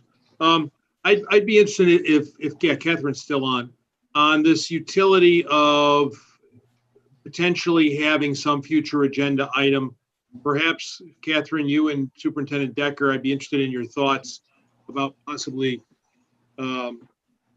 reaching out to these parents and other families to sort of focus what it is they're looking for and how, I don't know if it's informational. I get always concerned because the devil's in the details and the confidentiality of particular student issues needs to be navigated. I know you know how to do that, but if you think that would be valuable, and at least I think it would better inform, this trustee about what flexibility. Superintendent Decker talked a little bit about those nuances, but I'd be interested in our director of special ed maybe planning on that aspect of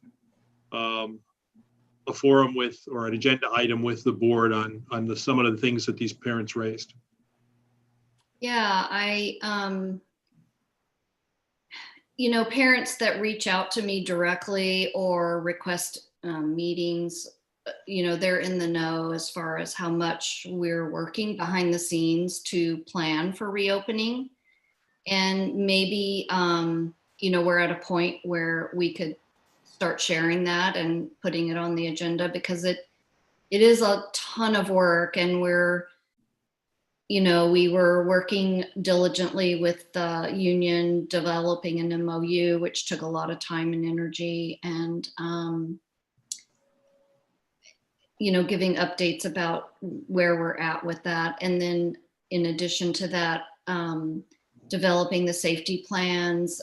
We have to post something on the website. So there is a lot of work going on behind the scenes that maybe a lot of the parents aren't aware of. And so that when, I feel like we'll be in a good place for when we do go into the red zone. It's not going to be like, oh, okay, well, now we're in the red zone, let's start planning. It'll be, now we're in the red zone, let's move forward with opening small cohorts and get going. There's not going to be a huge delay. So we're really close to being able to share that plan. And so that's probably not a bad idea. Jeremy, thoughts? I think by January 19th, we'll have that fleshed out. We met today, just to be transparent. We met with Catherine and Vicki Long. And so we went over some things, and I think that it's important information for the community. And I think by January 19th, we'll have even more information that we can share with regard to reopening. So I would be in favor of agendizing that if the board was in favor of it. Okay. Thank you. And Trustee Heights? Yeah, maybe a question to the same two members, to Ms. Hill and Mr. Decker. Have we done any outreach to our special ed or special needs families as far as like a survey of would they be interested to come back if they did a small cohort, or would many of them choose to stay out for their own safety? Do we know any of those numbers? No, we haven't done that recently. We have sent out a survey to staff to see, where they're at with thoughts about coming back.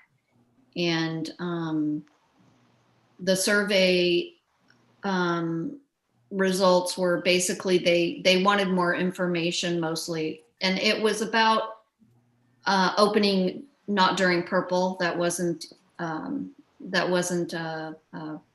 choice. It was if we are in the red zone. We asked certain questions of staff, and then we did the same if we were in the orange zone. How would they feel? And with the orange zone, a lot of the staff were like, yes, I totally be willing to come back. But in the red zone, they just had a lot of unanswered questions, and rightly so. We just have more work to do with regards to planning for the safety and health of both students and staff. And I think I should speak to, I don't want to talk about, what goes on during negotiations, but we talked a lot about calculated risk. We know there's going to be risk when we come back, and we discussed you're going to have to take more risk for those more vulnerable students. And so that was really what our conversation was centered around. And that's how we developed that phased in approach. We tried to identify our most vulnerable students who had the highest need, and WDEA and the district really said, well, we're going to have to take a little bit more risk because they need us to. That was kind of the concept. And Pete, I'm sorry if I'm sharing something that I shouldn't, but I feel like it's important that everybody knows we really discussed that heavily. Yeah, no, I think that's important, right? Because you know, nothing you do, if you don't, every time you leave your house, you're putting yourself at some amount of risk, and we're trying to quantify that in some way. It's important to recognize, though, that the things we're talking about is not, you know, the kid coming to school at 8 in the morning and getting on a bus at 3 o'clock in the afternoon. You're talking about specialized services. You're talking about somebody wearing a mask, maybe a face shield, being 6 feet apart. I mean, you know, all of those other things are still going to be in place. And so it may not cure everything that COVID has caused in terms of educational loss. You know, and so we're trying to balance it out between the safety of staff and students and what really we think is possible. And then, you know, 2 weeks go by and our cases start to spike again. That's been, I think, the most frustrating thing, because when, you know, Lisa was leading all these meetings during June, we all fully expected to be back in August at that point. And then, you know, a few weeks later, no, maybe not. Oh, not even close, you know. And so right now we're in a really bad spot. And it's not going to get better in the next month. You know, and so I think we have to keep using current information to make our plans. And I understand the frustration of the community. It is hard. You know, I am so grateful my kids are older and don't have to go through this, because I think of, you know, a kindergartner, a high school senior missing out, and that's really a tragedy. That's hard to deal with. And our staff wants to go back. Make no mistake. People, you know, the safety is the only thing keeping them back. They know how difficult this is.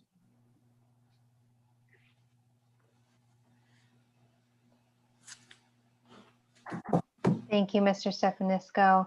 I think we're ready to move on from this item, and I think we will agendize the item that we discussed. Okay. All right, we're moving to section 9, discussion action section. Item 9.1, we're bringing back. We are considering the approval of the contract with Terra Verde Renewable Partners for asset management services for our district solar panels and storage system. I will pass this over to our CBO, Lois Sandring.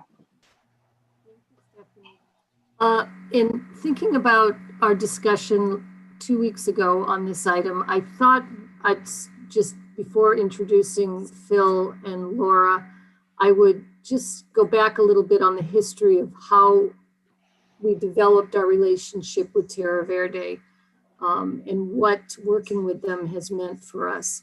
Just to remind those of you who were part of that, and to let the people who weren't part of those decisions understand what we went through.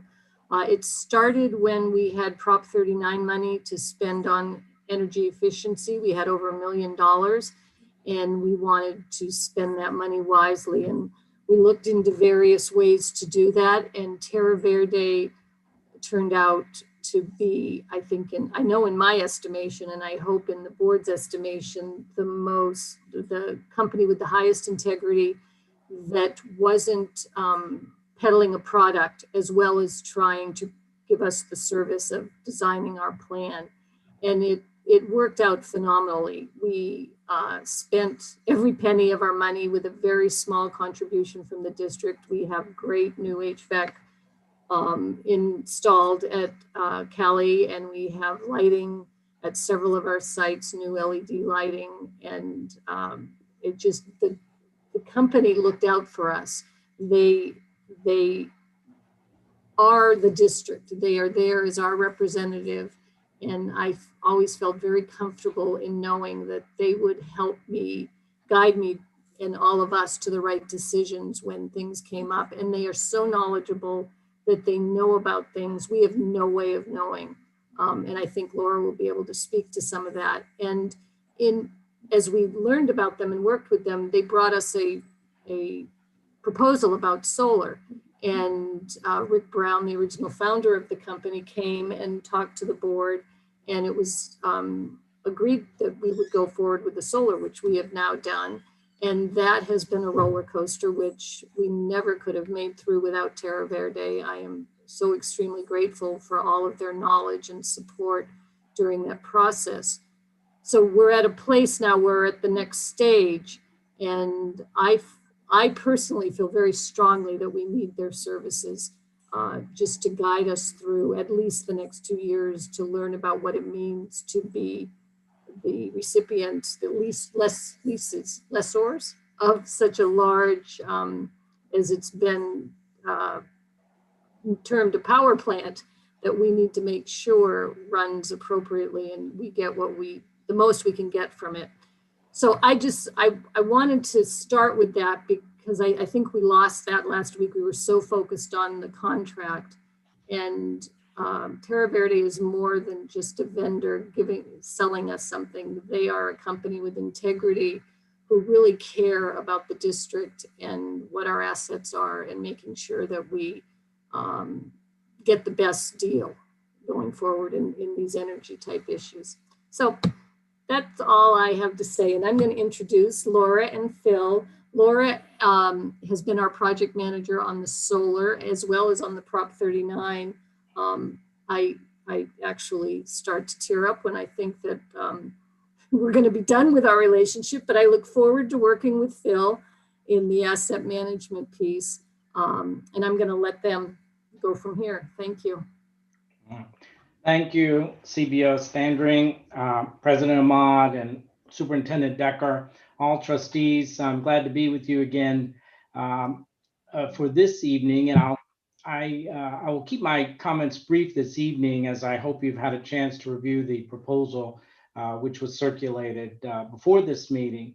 I do appreciate the opportunity to return and talk about maybe to get across the point how Terra Verde seeks to partner with the district and how we can bring value, because we want to bring value through oversight and management. Now, as was mentioned earlier, the process of project development did require a lot of oversight from Terra Verde. And make no mistake about it, managing an operating asset will again require oversight and insight and knowledge. And Terra Verde brings the people, the experience, and the contacts to be able to help address a variety of concerns which could come up. I did provide you with some examples in our proposal about why you should partner with us, some of the benefits we bring to the table.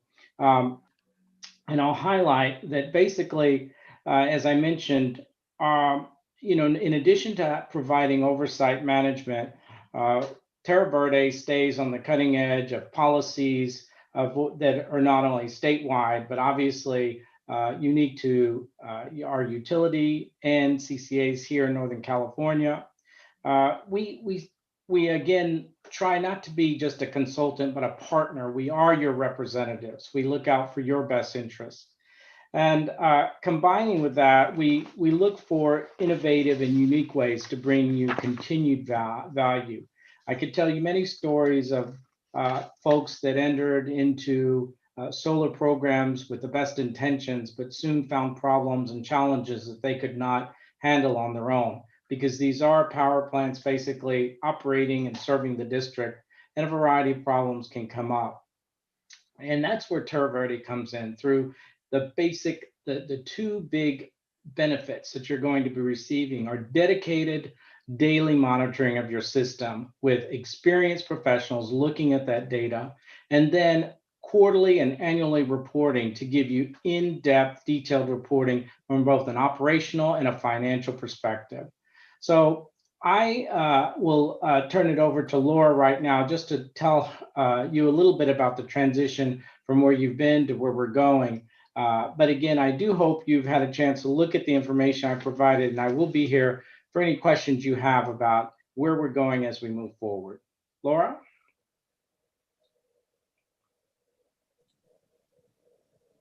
Hi. We have a handoff process. The project management team's been involved in these projects. As Lois has indicated, the solar project's been going on for about, I'd say, a year to 18 months, including contract negotiations through the design and construction phase. So currently the sites are operational. We're cleaning up some punch list items. We are at the very end of the project in terms of the development side of it. And we've already had a handoff meeting internally. So we have a process internally where we have a project management and asset management team handoff where we document information about the project. We have our documents in a standardized file system. We have a team meeting where we go through the projects, any of the challenges that came up, any special circumstances that they need to be aware of. And we are also, the development team continues to be available for any issues that come up during the transition.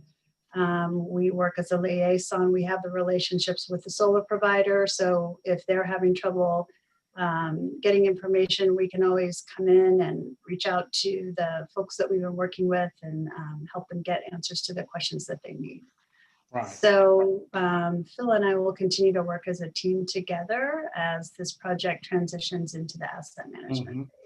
Absolutely. And we hope to continue with the good work that Laura and her team have done. And she has many examples of showing the value they brought to this, basically the project. And it goes on from avoiding utility upgrades to finding, value and basically looking at opportunities for reducing costs during the project.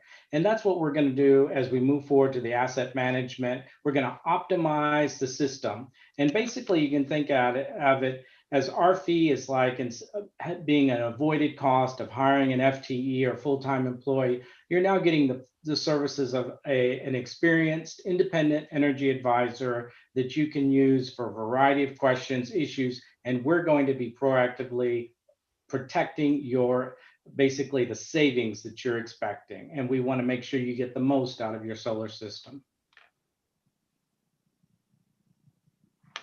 Thank you, Phil and Laura, for being here and coming back this week. And I reviewed the proposal, and I think the case studies are particularly helpful and the reasons why when the WUSD should partner with Terra Verde. So I appreciate you coming, presenting, and I feel like it's much clearer, but I do want to open it up and see if there's board discussion. I see Trustee Adams. Go ahead. Yeah, thank you, Laura. Thank you very much. This might be the last time, we'll say. Great to see you again, Laura. Thank you, Phil. I thought after you were sort of put through the star chamber a little bit last meeting 2 weeks ago, you were responsive. It appears that you have answered the questions. Thank you, Lois, for carrying the water with Phil to bring it back. I concur with Trustee Ahmad. I think we asked questions, you listened, you answered them. This was a different thing for those of us who were on there, and we were, buying those shade shelter things to spend Prop 39 money. And I did not understand the connection and the handoff, and even your description today and the internal process that there's this seamless natural progression is very helpful. So I would support the proposal as offered and appreciate you very much taking the time to really listen and respond to many of the comments that you got, of which there were many, as you know, last time 2 weeks ago. So thank you very much and happy holidays, you guys. Appreciate you coming back. Thank you. Trustee Height, and then Trustee Carnation. Go ahead, Rich. I'll defer to you. I was going to wait till later. Basically, yeah, nice to see you again, Laura, and Phil, thanks for coming back. You answered the two questions that I pretty much had, and that was, how did this evolve? And it was from the earlier contract, and it was a part of that. And so I went back through the contract and the amendment and what have you, and then and it's all there. I mean, they got the cost in there. You've got the 3.5% increase from year number 1 to number 2. So those were the things that we were kind of looking for that we didn't have last time we met, to know what our obligations were with that. And so, I'm looking forward to seeing how these systems perform and how our district and Terra Verde work together over the next 2 years to kind of work out any bugs and what have you, and see how the system works. I didn't have a question.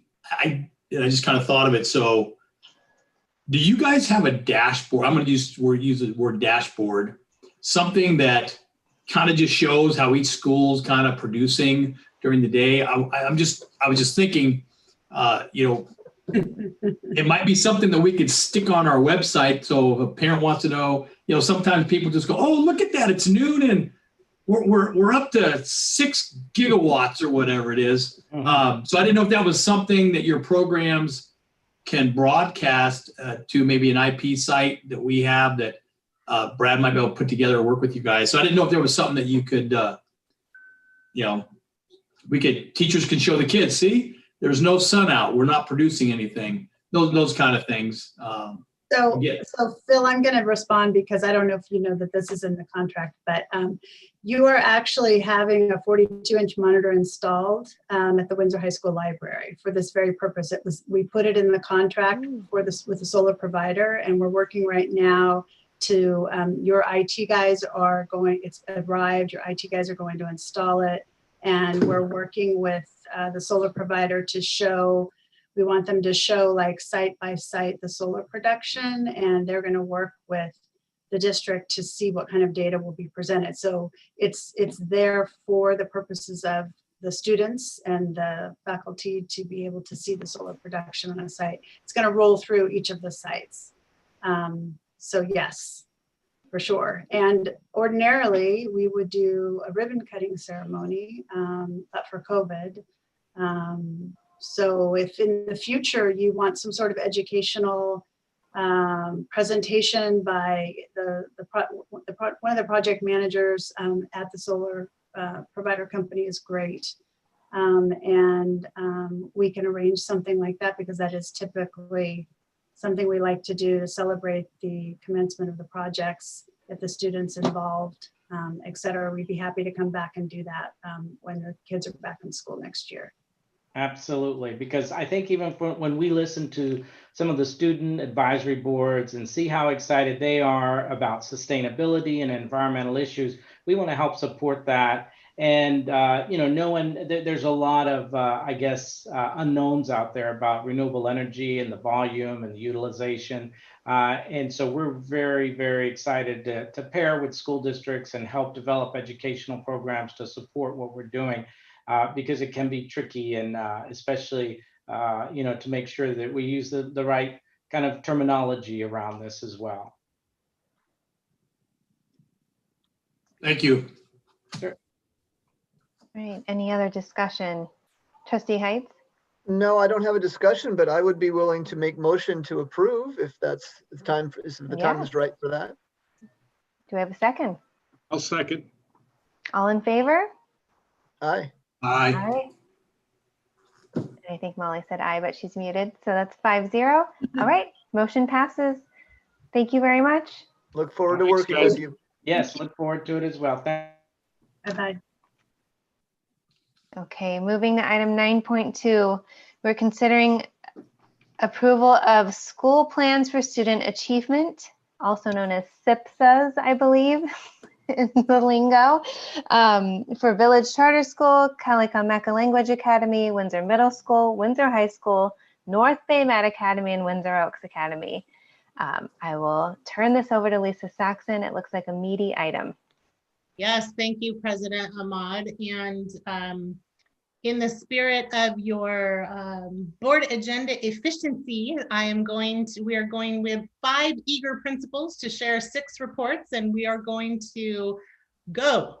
So just as a reminder, you're going to hear a lot of, we weren't able to accomplish the 1920 because, and it's all pandemic related. I just wanted to remind you, like the last 3, that you will hear some of that again. And each principal is going to do their best to succinctly and clearly communicate their plans to you. There may even be a little wager on this one. So we're going to start with Rebecca Ivanoff, principal at Village Charter School. Welcome, Rebecca. Thanks for being here. And I'm going to share my screen so that you can see.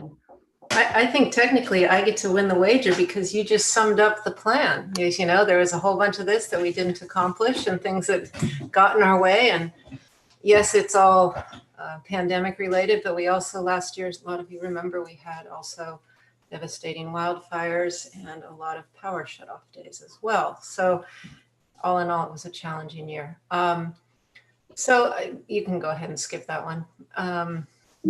I'm assuming I'm talking to you, Lisa, when I want you to move to the next screen.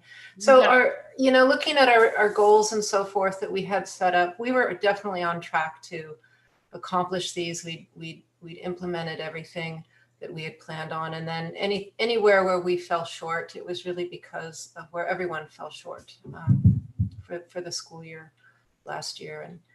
And go ahead to the next screen. We did implement our reading intervention programs, our teacher collaboration. We did expand our school-wide curriculum, added elective courses. We had all of these things going full bore, and really, we've really just grown so much as a school over the years, and we're just refining things and getting better and better at what we do. I'm really proud of the Village Charter School and where we've come. But especially at the shelter-in-place time, we definitely fell short, doing our best to. Our teachers were on this drastic learning curve, as every other teacher, nationwide, worldwide was on. But it gave us a really wonderful opportunity as a community to reflect and collaborate. And it really pushed us through the summer to create the distance learning program that we're implementing this year, which we're finding to be really successful. You can go ahead to the next plan or the next slide.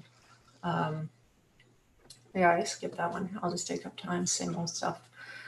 I'm going fast here, Lisa. I know I got 6 minutes, and I haven't even had a chance to thank the Board of Trustees for all the work they're doing, and to Superintendent Decker, because his presentation was so much what I needed to hear.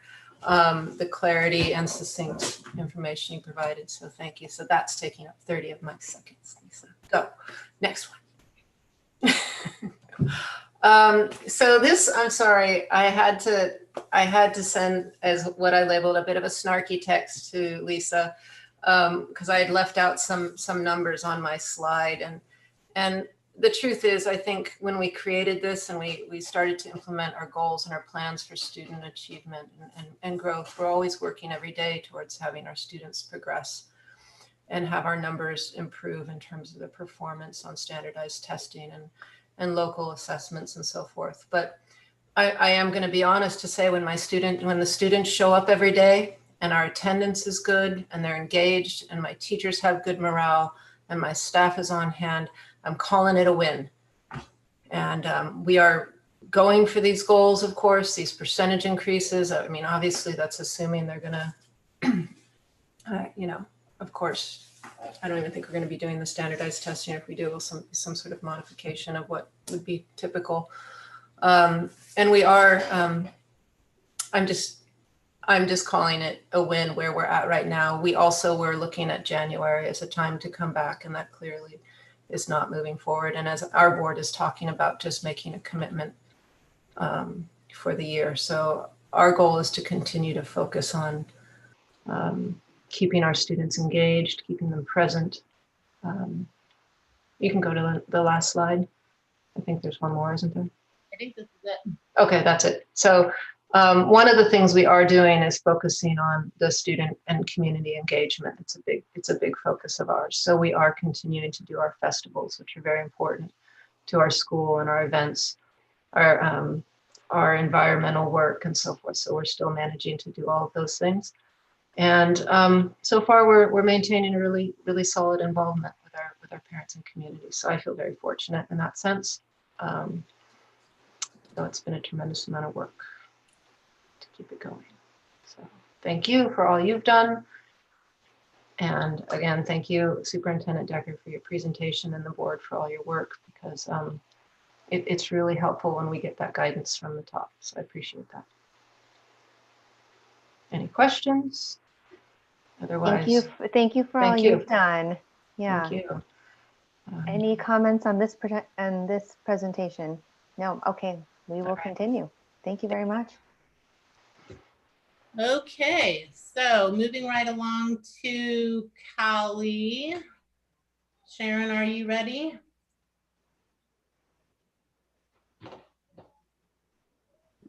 Yes, now I am. On mute. Okay, let me reset my clock. And oh, sharing my screen would be good, you know. That would be good. Unfair advantage. All right. Okay, so here is Callie's. Callie's is going to be a little strange because we're a charter school. So there's going to be a lot of, we weren't able to do certain things. But you can see our members here. We have a pretty hefty governing council. We call it a governing council and not site council because of the span of grades and the amount of students we have on campus. You can go to the next slide. So I cannot do a evaluation of the SIPSA last year because we did not write one. That was on purpose. The state did not require us to write one last year. Since we have to write our own LCAP, then we were granted, I guess, a stay on not having to write SIPSAs anymore. So I don't have any SIPSA data to compare back to. But I can review the LCAP goals that are similar to this year's SIPSA goals. We are writing one this year because of the fact that we did not write our LCAP last year due to the pandemic. So you can see that we want students to increase in the overall percentages of how many are meeting or exceeding standards in the SBAC, in math and ELA and English learner progress. So that was our goals for 1920. But again, we weren't able to get those numbers because we did not administer the SBAC. Next slide. So as far as effective strategies and activities that we did do last year, I broke it down into math, ELA, SLA, SLA being Spanish language arts. In math, we continue with our math shadow classes in 6th, 7th, and 8th grade. Those are additional support classes that we have for students that are struggling in math. We continue to buy a program called Dreambox, which is a computer adaptive program for students. It is an enrichment program and a program that can also address gaps.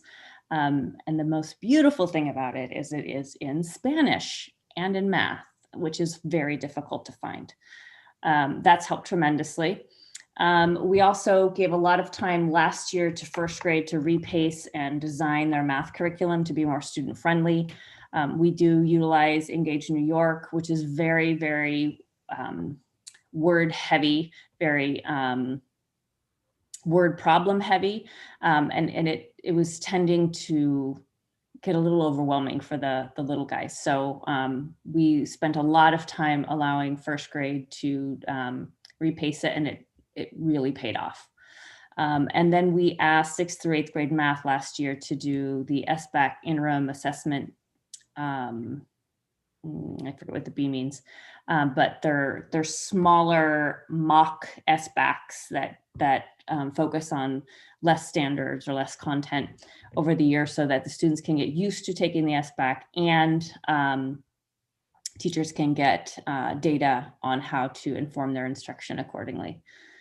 So those were really effective strategies in math. And then in English language arts and Spanish language arts, we started a new model last year, which I did present to the board, I think in one of my celebrations of success, where we had a press-in literacy team model for 1st grade, where a team of paraprofessionals and teachers would press into a class every day in order to do literacy, guided reading and writing, and we had tremendous results from that.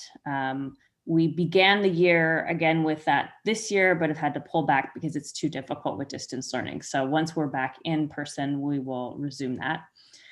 We spent part of our own budget on 6th through 8th grade tutorials after school. even when we had to pare them back in the district because we were getting such great results from them. We also had 6th through 8th grade do those smaller assessments from SBAC simulation assessments in social studies and English. And then in teams go through the data and look at areas of needed growth and areas of consistency. And then PTA, our lovely PTA, raised a lot of money for K-5 classroom library funding so that we could augment our Spanish library, in-class library books. It's, as you know, it's pretty difficult to find Spanish literature that kids want to read easily. So we've done that. Some room for improvement that we could have done better. We really wanted to do math nights last year with parents, and we did start the process, but it just didn't get up and running enough. And then when we were getting closer to doing it, the pandemic hit, so we abandoned that. We needed to improve on our consistent use of school-wide diagnostic assessments and common assessments, which we are doing really well this year. So we learned from that. And we needed to do better actually using the data from those assessments to inform and modify our instruction. Okay, next. So our goals for this upcoming year or this year, some of these are a little difficult to explain because we don't have the SBAC data. So the numbers look very different than the LCAP goals. And the reason being is we have had to use an alternative form of assessment. So we've purchased a program called Renaissance, which assesses the students in English language arts, Spanish language arts, and math. And it also assesses them, we can choose what language to assess them in math. So either in English or in Spanish. So we had to norm a lot of the data in order to be able to show growth from trimester 1 to trimester 3, since we had nothing to compare it to last year.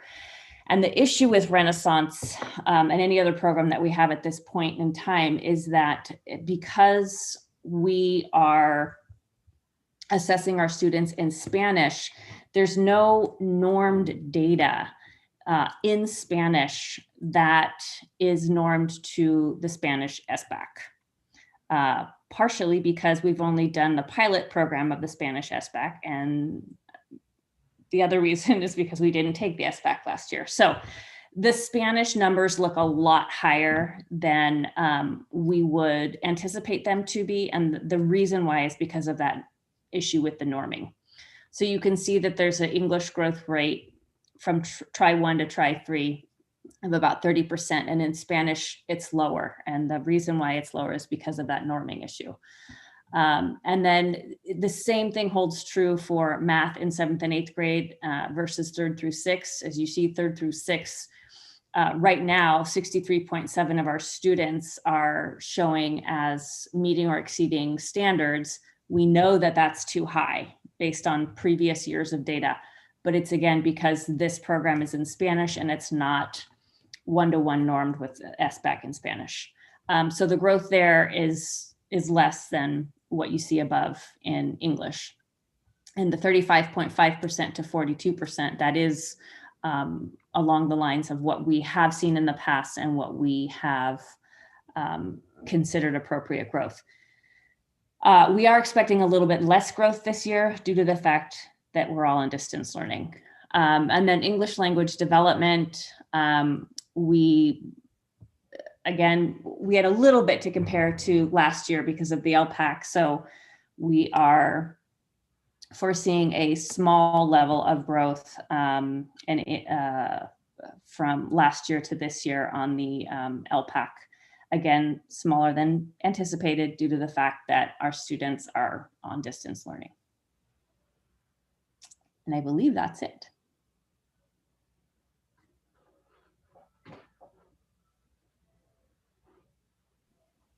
Any questions?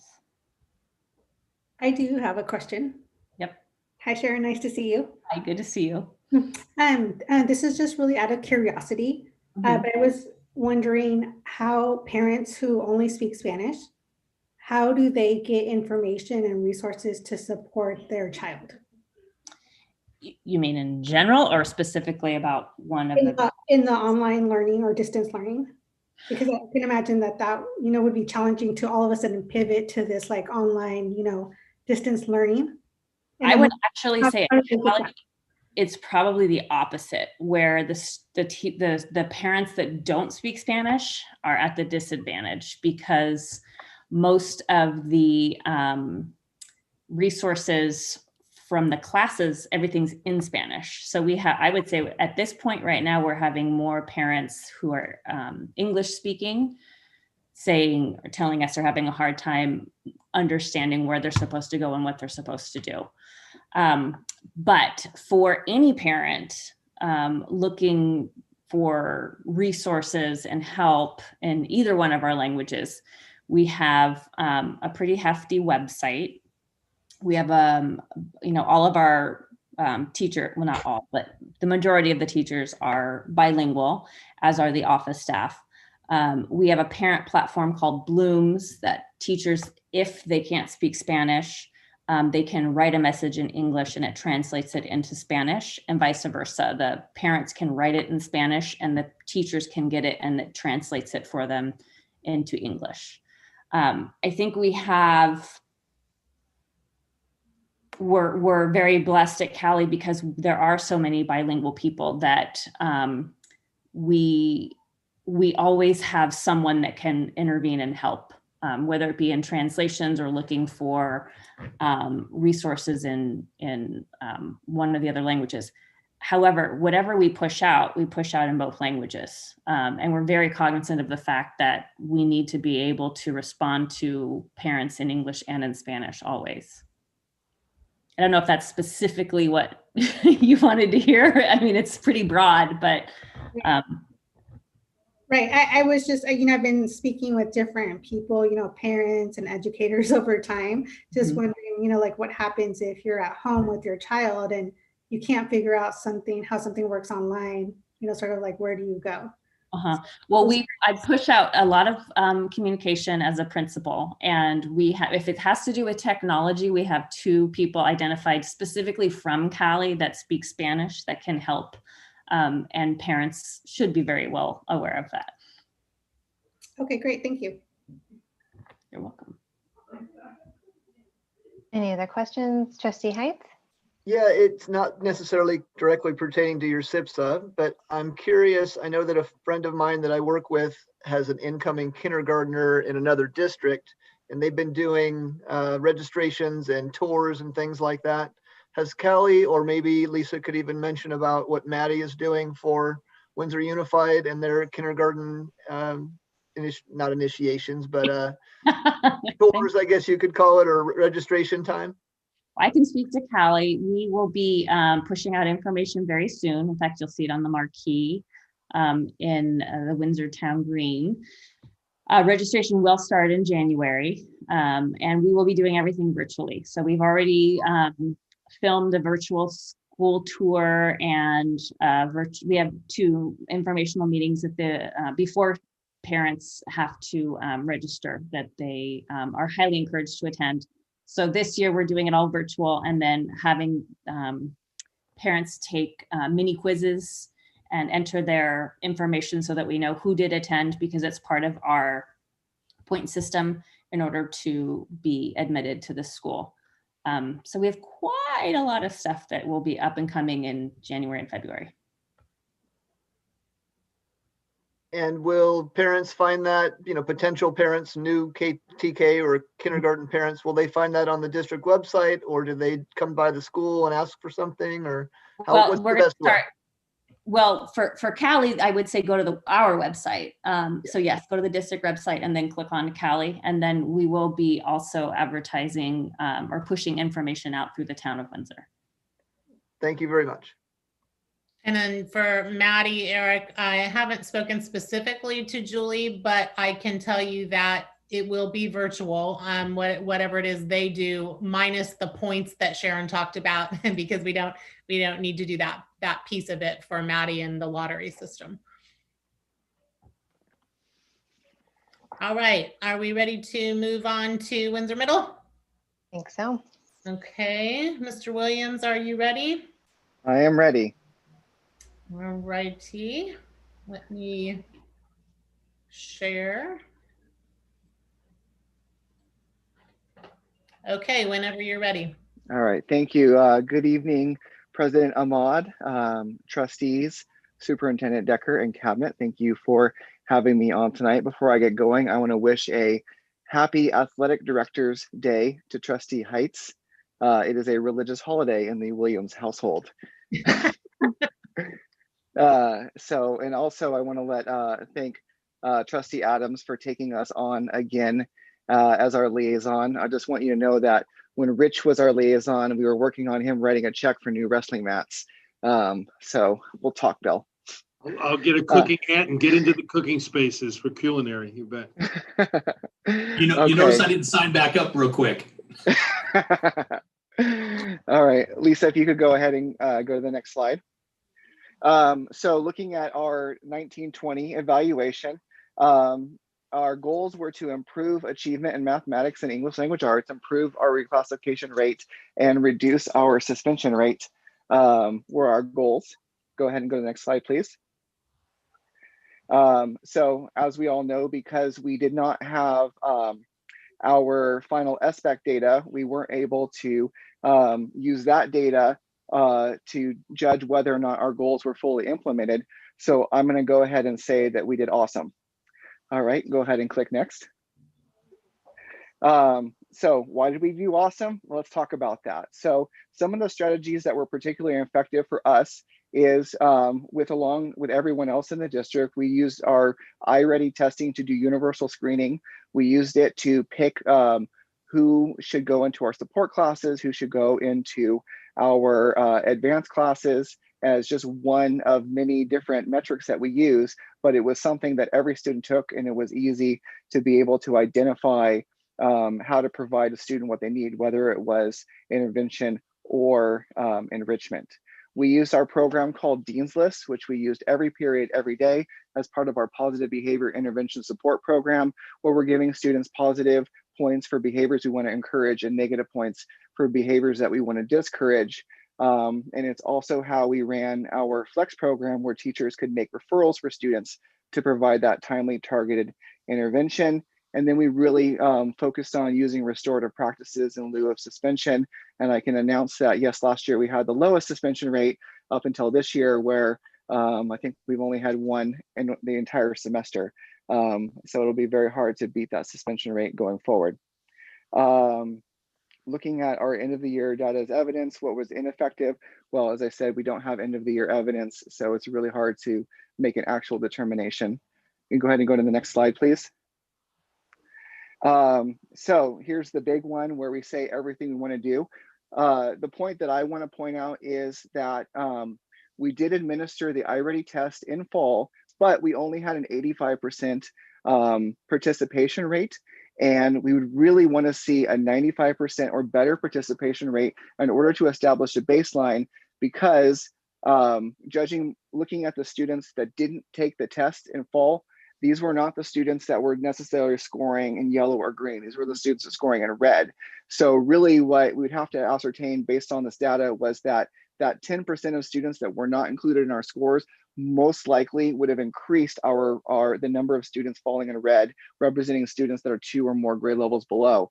So what I want to do is use our baseline from last February from last year and try to, by the end of this year, match that. So that would put us in reading at 36% students performing at on grade level. Same for 36% in math. And for English learners, we're actually looking at every single English learner and seeing, are they making 1 year's growth based on that iReady data? So according to iReady, if you make 27 points of growth, that represents 1 year. That could be 27, that year could be they were 2 years below and now they're only 1 year below. It could mean they're on grade level. It could mean they're above grade level. So we're looking at every single English language learner and determining whether or not they made 1 year's growth in 1 year's time. And then we've really been putting a lot of emphasis in our D and F rate, particularly with our Hispanic Latino students, which are making up a disproportionate number of our Ds and Fs in math and language arts. And just gauged by our semester grades, we really are improving in that area. And I just want to say, in terms of Superintendent Decker's decision to keep us in distance learning, what it really has done is it has allowed our teachers to develop their craft. And it really seems like we have made a turn on our ability to educate effectively with distance learning. And I don't know if we would have been able to do that if we would have been going in and out of hybrid and then back to distance and then hybrid. So we really were given that time and that space to be able to grow as professionals and kind of get good at what we're doing. I think, is that it, Lisa? Yes. Did I win? Not telling. We're not done yet. All right. Are there any questions? No, thank you. All right, thank you. Okay, Dr. Collins, are you ready? Thank you, Mr. Williams. All right. Gotta wake these principals up.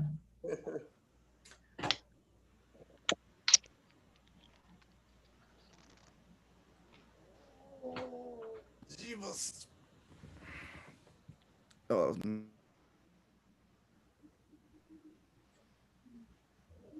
Okay, Dr. Collins, can you see that? Yes, ma'am, I can. All right, you're up. Good evening, everyone. This is our committee. There are 5 campus members and there are 5 community members, including 3 parents and 2 students. Next slide, please.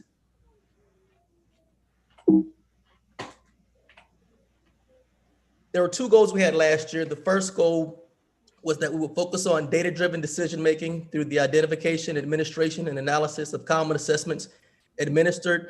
Last year, departments and subject levels would analyze the common assessments. Gaps in learning would be identified and addressed through data disaggregation. That was partially met in that we did collect the data, but I'll talk about that a little bit more in the next slide. Goal 2 was met, and that goal was to strengthen college and career exploration and academic goal setting as measured through increased junior participation rates in college assessments, with the goal of increasing the number of juniors who sign up for the PSAT by 10%.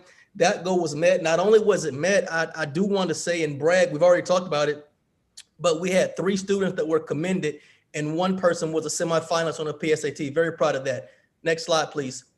So the first goal was partially met because although we did take the assessments, what we realized that although we were trained, there's a difference in being trained to disaggregate the data and then actually disaggregate the data. And so we were trained, but when we tried to disaggregate, we realized that we needed more training, in which Ms. Saxon got us that.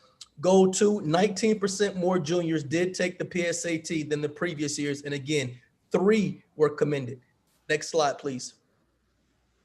And so this year, what do we want to do? How do we do it? So goal 1, we discussed with lead teachers the importance of collecting the data and organizing iReady days specifically for math and reading. It was purchased, it was implemented. But again, the reason we could not reach that goal, we didn't establish baselines because although we were trained, we weren't adequately trained. And Ms. Saxon fixed that real quick. How did we reach our goal for goal 2? We paid for some of the students to take the PSAT. And again, I want to stress that students get a lot of money from PSATs. If students do good on PSATs, that translates into a lot of grants. So what do we want to do this year? There are 3 goals we have. 1 is academic, 1 is relational, and 1 is communication. For the academic goal, we want to experience a 5% increase in on or above grade level in math and reading scores based on the iReady baseline. So I told you in the previous 2 slides that we weren't good at disaggregating data. Ms. Saxon made sure we came back and got retrained. And since we're retrained, we were now able to establish baselines. And based on those baselines, we've established a goal of a 5% increase. For the second goal, we want to experience a 10% increase in the amount of students taking the LCAP survey that strongly agree that they have an adult on campus that they will seek out if they have a problem. We understand the time that we're living in, and we want to put a premium on the relationships between students and staff members. So we've put that in our SIPSA goals. And number three, this is more about communication. One of the challenges that we saw was that parents really want to know what's going on specifically in this distance learning model. And so our goal is that we will experience a 10% increase in parents that strongly agree that Windsor High School keeps parents informed about student activities. And this is based on the baseline of the LCAP survey. As a matter of fact, I just talked to the person that handles our website. I now have a principals page, and I will put at least bi-weekly posts of parent communications on that page. Next slide, please. That's it. That is the last slide. So having said that, are there any questions?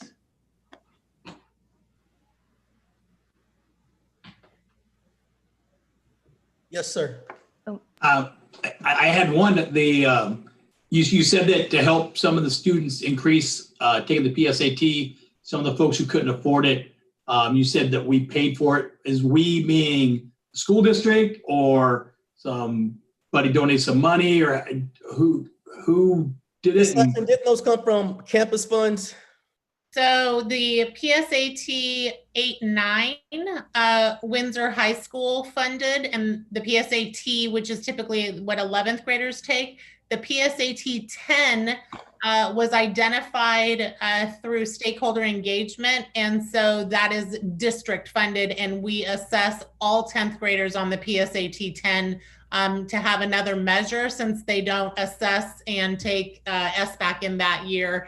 And it also gives them a better indication about how they may perform on the SAT when that comes around, and maybe encourages more students to want to then pursue that avenue, if maybe they wouldn't have chosen it on their own if we didn't require them to take it in 10th grade. And just to piggyback off her, because there was a question, why would you pay for kids to take the PSAT that may say, I'm not college bound right now, or may not think they are? But again, to piggyback, when some students, when they take it and they realize, wait a minute, I did a lot better than I thought I would, or wait a minute, I think I can do this. It's one of those things that it starts to expand your mind into believing something that you may not have believed you could do previously. Exactly. That's why I like that somebody came up with that idea to lower that hurdle or eliminate that hurdle for a lot of people that might not think that they are good enough or could do it. And then they take that opportunity and they find success. So I commend whoever and however that came around. Anybody have an idea how much that investment was? So for the PSAT 10, Rich, it's about $8,000 a year. Gotcha. Sounds like it was worth it. Yeah, it's been fun to hear the testimonials of parents.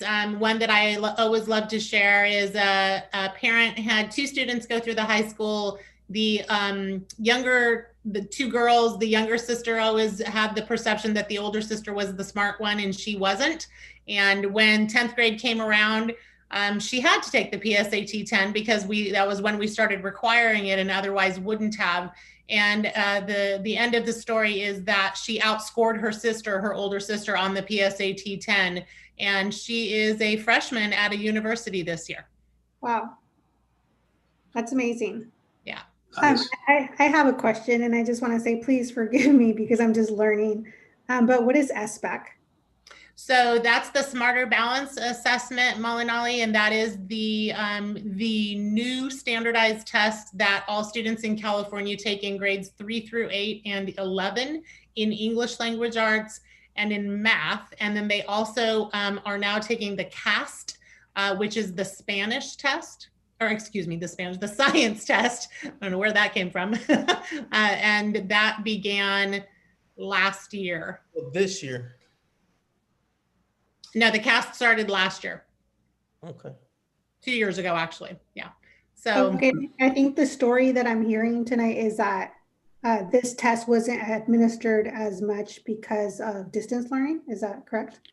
Well, the SBAC was not administered at all for any students in California last year because of the shelter in place order. So that's why we, unfortunately, you know, for obvious reasons, we write our school goals around those SBAC test scores, and not having administered it, we weren't able to say whether or not we met those goals using that particular measure, which is why you see principals now reporting and using iReady data instead, because it's an internal measure that we can control and report out on, knowing that they're saying we're going to administer SBAC this year, but you know, we're all kind of waiting and wondering how that's all going to work out.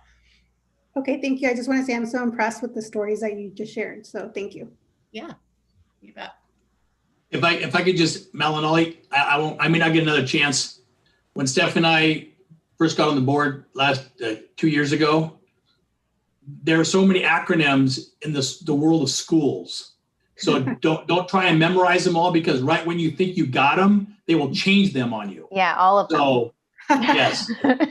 So just ask or just nod as they run through them, and you'll get it. So don't worry about it. Thank you. I just want to say that Superintendent Decker and Lisa, you've been so helpful. So thank you. Rich, you talk about them changing. Try doing this for 28 years. It goes back like you can't believe. Yeah.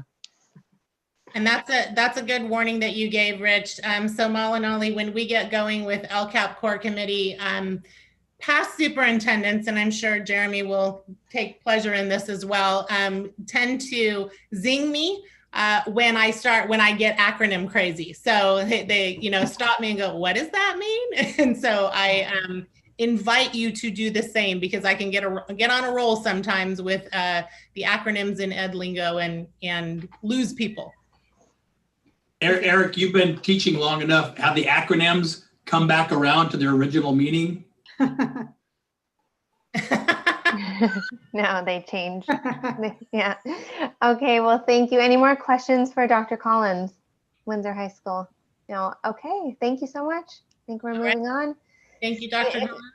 All right, Mr. Harper, are you there? Are you awake? Are you ready? I'm awake. Okay, so we're going to start with North Bay Met, if that's okay. Yeah.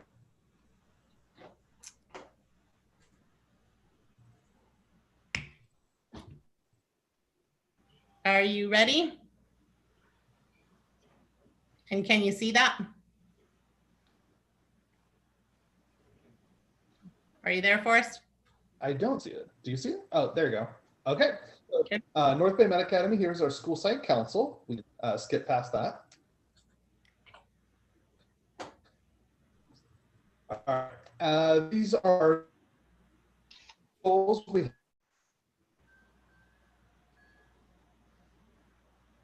last year. One we were able to meet, and area, which is a survey we give students in the spring, and we wanted to move from relevance to developed or well-developed. And so we were able to achieve that goal. The second goal is an iReady goal. We're going to improve by 2%. Since we did not administer the iReady test last year, we did not meet that goal. And then the third is to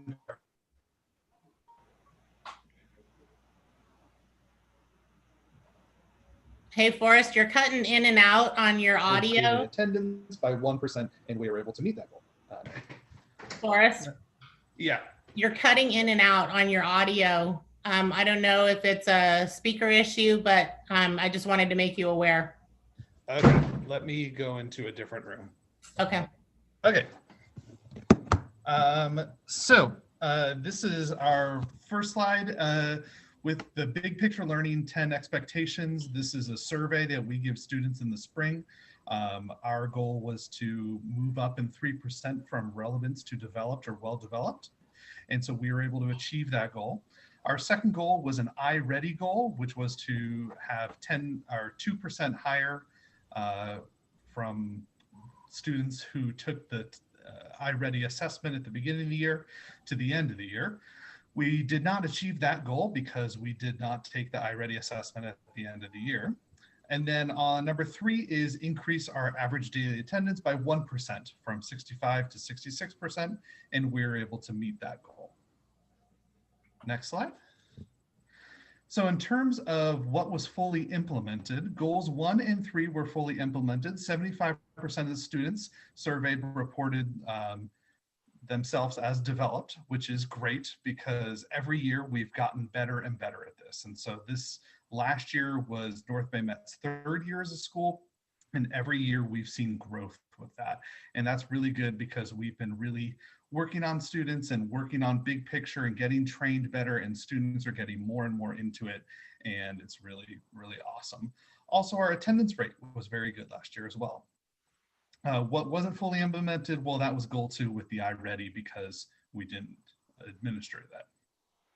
So next slide. What was particularly helpful? Having SSTs, student study teams, were particularly helpful. That was great because anytime we had students who were starting to fall in their attendance, they were starting to get off track, we'd have an SST and we would realign things, and that was really helpful. SST typically involves the parent, the student, the counselor, their advisor, administrator, and we all get together and talk about what's going on and how we can improve and how the school can help the student. And having that individualized education that we can provide at North Bay Met is really, really helpful. And that also leads to students rating the school so well. Whenever the district does a survey or there's an LCAP survey, when you look at North Bay Met students, they rate their satisfaction with the school very highly. Also, having a strong advisory is really important as well. We have a good advisory model where it's kind of like Hogwarts, where their advisory home is their home and they stay with them for all 4 years. And so by the time you get to your junior, senior year, they're really like families and they're really close and really comfortable with each other. And that really shows, student satisfaction with the school and with their learning. What strategies were ineffective? Well, we didn't do the iReady, so that wasn't super effective. And when I looked over the 10 distinguishers in terms of what makes up big picture learning, one of the distinguishers is family communication, and that was one of our lowest. That was actually our lowest. And so that was something I worked on this year. If you go to North Bay Met's website and you look at the news section, we upload our weekly bulletin there, and the latest one is up right away at the beginning of the week. And so that's something that we've been doing to kind of communicate with families, and also really working on updating our website, where last year we didn't use the calendar. The beginning of this year, we weren't using the calendar function. This year we've been doing that, and that's been really helpful because now parents can just go online and look things up when the quarter ends and report cards, things like that. Next slide. Our goals for this year, we want to increase enrollment. So that is something I know I've talked to the board and Jeremy and small cabinet about, and that's something we're really working on. And actually, I just ran the numbers today, and we had 66 students last year at this time, so the last week of December, and currently we have 72 students. So we have been growing at North Bay Met, which is great because we've been really putting a lot of effort into marketing. We've been posting a lot on social media. I encourage you to come to the town green. You can see our bright purple Christmas tree that we have up there. All the little ornaments are the different students on their LTIs, their internships. And so that's been really cool because actually, when I took my daughters up there to go see the tree, there was somebody who was stopping there and looking at one of the ornaments. So it's great to see that North Bay Met is really increasing its enrollment so far. And so we want to continue that going forward. And then we want to keep with our iReady goals. And so we want to increase our goals from students who scored in the tier 1, which is the green, which is meeting the standards.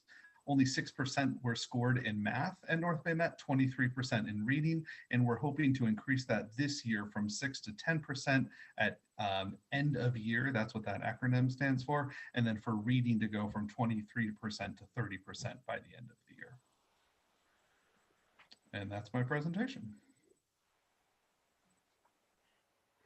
I have a question for you, Forrest. I know it doesn't pertain directly, but you mentioned the internships or the outreach your students do in the community. How has COVID affected that? Are as many kids out in the workforce or in their internships as they have been in the past, or is that really kind of shut down now? It's not shut down, but it definitely has decreased. Last year, we had about 75% participation of the school doing LTIs, which was great because on Tuesdays and Thursdays, most students were out in the community doing their thing.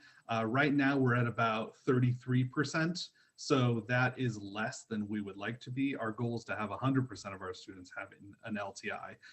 But as you can imagine, with work and rides and different people's comfortableness, 33% is actually a pretty good number considering, you know, everything considered. I worked with Lois and Lisa and Jeremy at the beginning of the year to get a COVID waiver from our district that was approved by RESIG, which is our insurance group.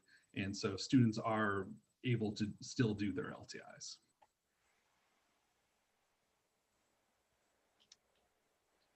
Okay, are we ready to move on to Windsor Oaks? I think so. All righty.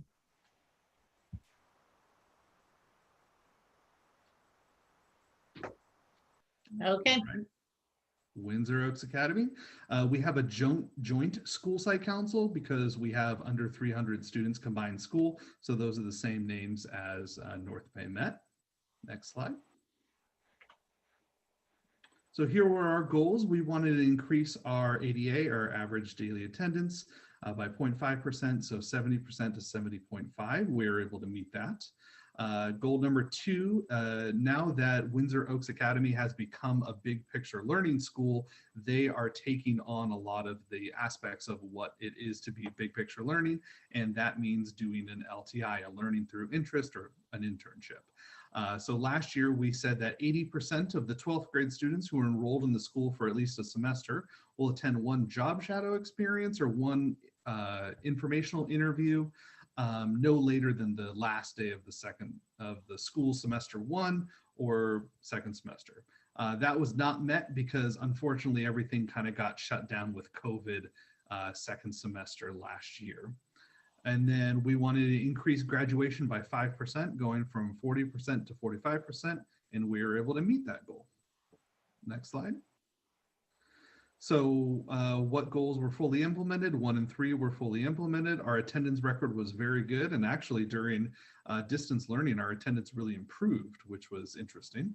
And then our graduation rate was 53%, so that's actually much higher than our 45% target. What wasn't achieved? Well, that was the goal 2 that I was telling you about. Unfortunately, we were planning last year to be the kind of first year that Oaks is going to start doing LTIs and start adopting more of the big picture learning, and COVID kind of put a kibosh on everything there. Next slide. So what has been particularly helpful last year, having the no harm grading was really helpful for seniors, and we think that contributed positively towards graduation. The flexibility of taking attendance. So last year in the spring, even if a student didn't attend a synchronous class, if they were to send an email or turn an assignment, then that could have accounted towards attendance, and that was helpful for attendance because we had very good attendance. Our Windsor Oaks teachers have always worked very hard on building good personal connections and good relationships with our students, because a lot of times students come over to Windsor Oaks angry and bitter. And so teachers work with those students to say, no, school's actually a really great place, and really kind of change students' minds around school and make school kind of a safe place.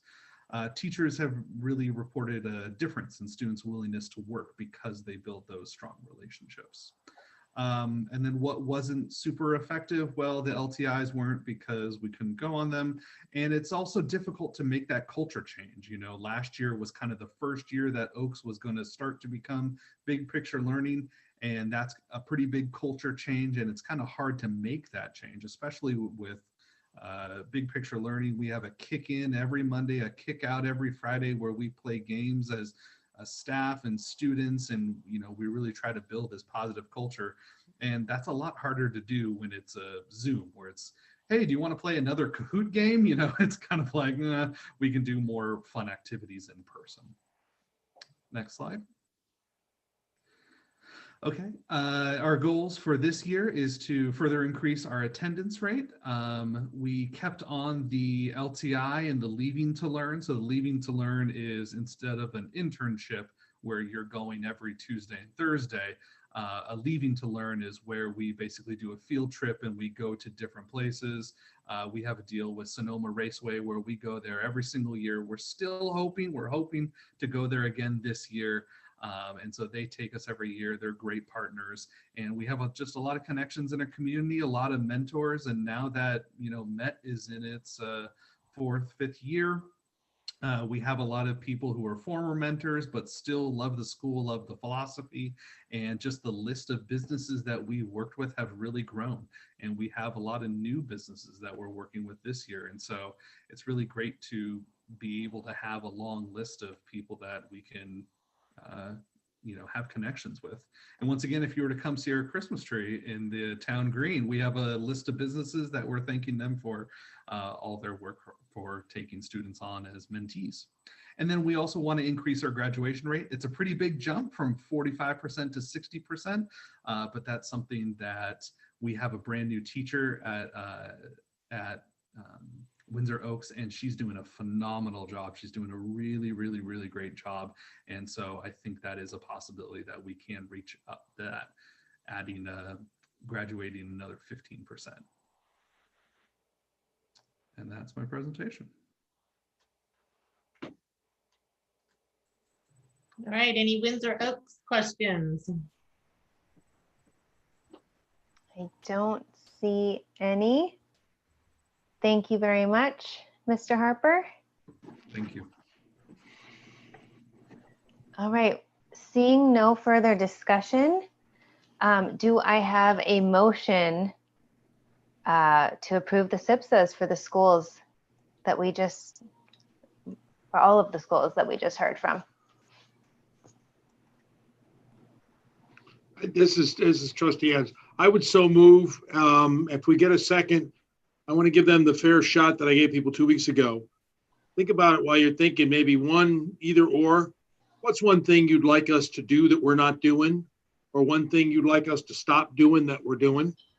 I asked that 2 weeks. I was trying to think what the question was I asked the people last week, but think about that. You get a bully pulpit for a bit, but I'll move. Okay, do I have a second? Second from Trustee Carnation. Before we vote, I know that some of the principals are not in the meeting anymore. So maybe if we can pass that along and kind of to make sure that, to Trustee Adams's point, if we could pass that along to all our principals and make sure that, you know, that we can get that to them. Sure. And just so you guys know, I do conduct meetings with the principals, and I ask perfect. a question. So I can definitely collate some of that data.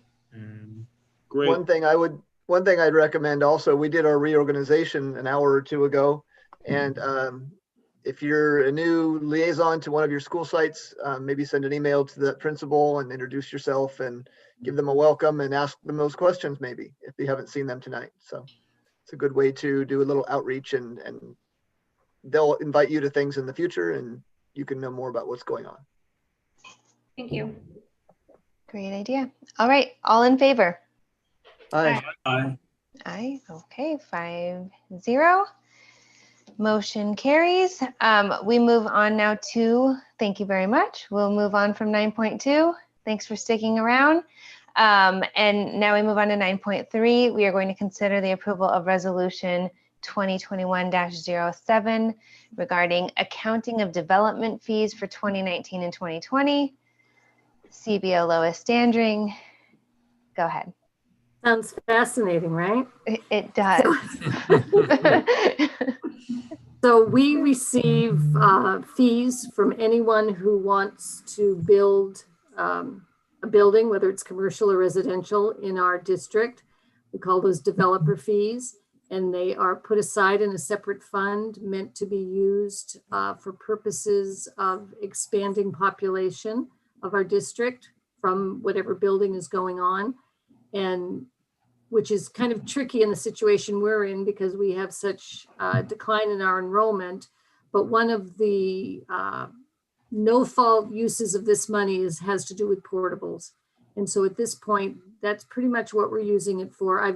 We have put it towards some repairs and construction of portables, but we're also using it to pay the leases. And it's a pretty well-known fact that spending money to lease portables, unless you're keeping them for just a short amount of time, doesn't make sense for the long term. So the plan is, which I know I've mentioned in the past, to purchase all of the portables that we think we want to have long term. And there's quite a few that we've started leasing over the last 5 years, and they've become an integral part of the campuses.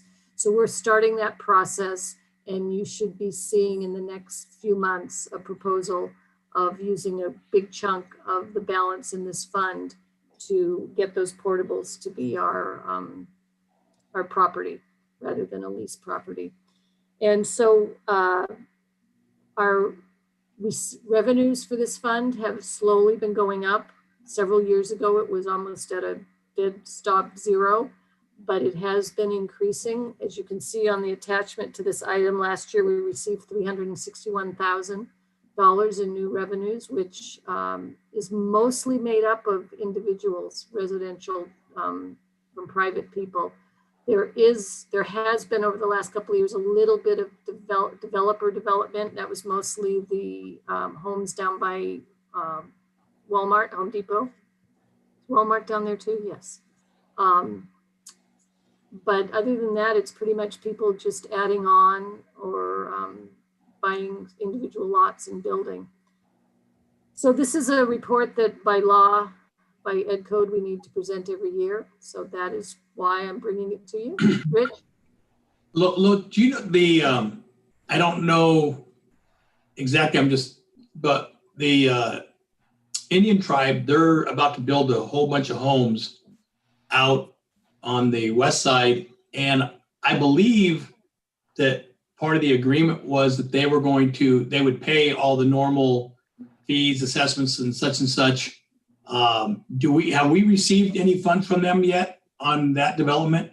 So they are exempt from paying traditional developer fees, but Right. I know the $1 million that they donated to the district now 7 years ago represented at that time what was pretty much equal to the developer fees for what they had planned.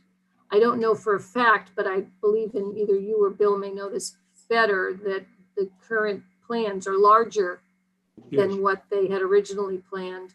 So I would say that some discussion needs to happen. I would concur with your recollection, Lois, and I think we probably should talk about that next year. Yeah. I just want you to know, I'm proud to be able to say that I donated to that fund this year with building 2 houses. And it made my heart swell when I went to the district office and wrote that check out. I just felt such a pride of district. And I get to do it again next year too. So I get to come back, Lois. I'll see you some more. That's good for you and good for us. Any other questions? I don't see any. All right. The rates have increased. Is that accurate? Not for a few years. You have to provide a justification study. Mimi Dean did one of those for us. I think it was going on three, maybe 4 years ago. But with our declining enrollment, it would be very hard to justify an increase in rates at this point. We need to stabilize before we can do that. Thank you. Actually, I'm sorry, Trustee Adams, I think had something to say. Oh, I was going to make a motion to approve, subject to a second, and also do a friendly nudge to make sure, particularly on action items, that we make sure we ask for public comment. Oh, thank you for that reminder. That's all right. Well, now we got another one coming after this one. There may be some public comment on. Yeah. All right. Well, let me go ahead and ask for public comment on this one. I'll second Bill's motion. And I know you were going to say something else, Trustee Carnation. So thanks for the second. Ask for public comment. I don't see any. So I think we can go ahead and vote. President, Sorry, Yes. one thing to consider I is am there's like a, monitoring YouTube. There is no public comment. Okay, perfect. Thank you. yeah, check with Jen, and there's usually about a 30-second delay from when we say something to when somebody out there hears it. So it's a little bit of a delay, a little bit of a pause, but we need to sometimes wait for that. Okay, and was there any public comment since we're at it on 9.1 or 9.2? Okay. I just wanted to add on this, just, I don't know if Lois is aware, but there's actually quite a bit of commercial development that's scheduled to be happening here coming up pretty quick. So you might see some influx on the commercial side of it on the square footage cost of things as well. All welcome.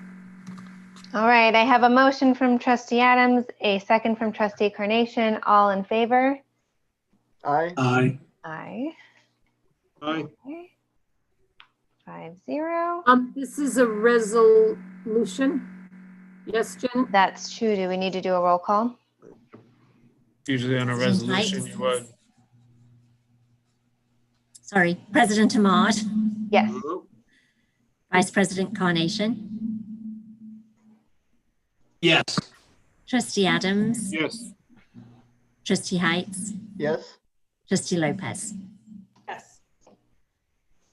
All right, great. Got to get used to this new order. Yeah. Motion passes. Moving to item 9.4, sticking with Ms. Standring. We're considering the approval of the 2021 first interim financial report. Go ahead. Jen, can you let me share, please?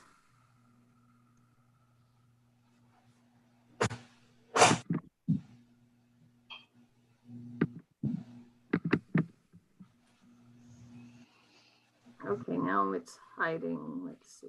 There it is.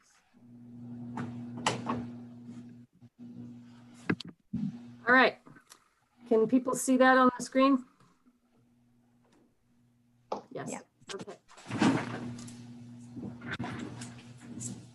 So as I always do, just to educate the public and now our new board member, the purpose of the first interim is to reflect the financial status of the district as of October 31st. It's required by Ed Code as part of the state's purpose or attempt to help districts stay fiscally solvent. It's one of two required reporting periods in which the district certifies to the county whether we are able to meet our expenses for the current year and 2 subsequent years.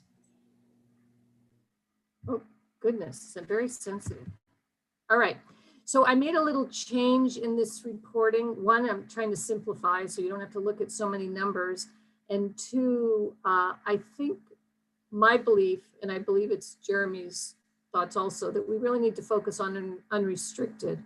Restricted budget, which is in the reports that you have attached to this item, are important, but they, you're held for most restricted budgets that you can't spend more than you get in. It's not that you can so much deficit spend with restricted budgets, with the one major exception of special education. But that impact on the general fund is reflected when we show you unrestricted, because that's where the contribution comes from. So I believe we're showing you just the unrestricted in our board report will make more sense and help us to focus on what we need to do in the district to stay fiscally solvent.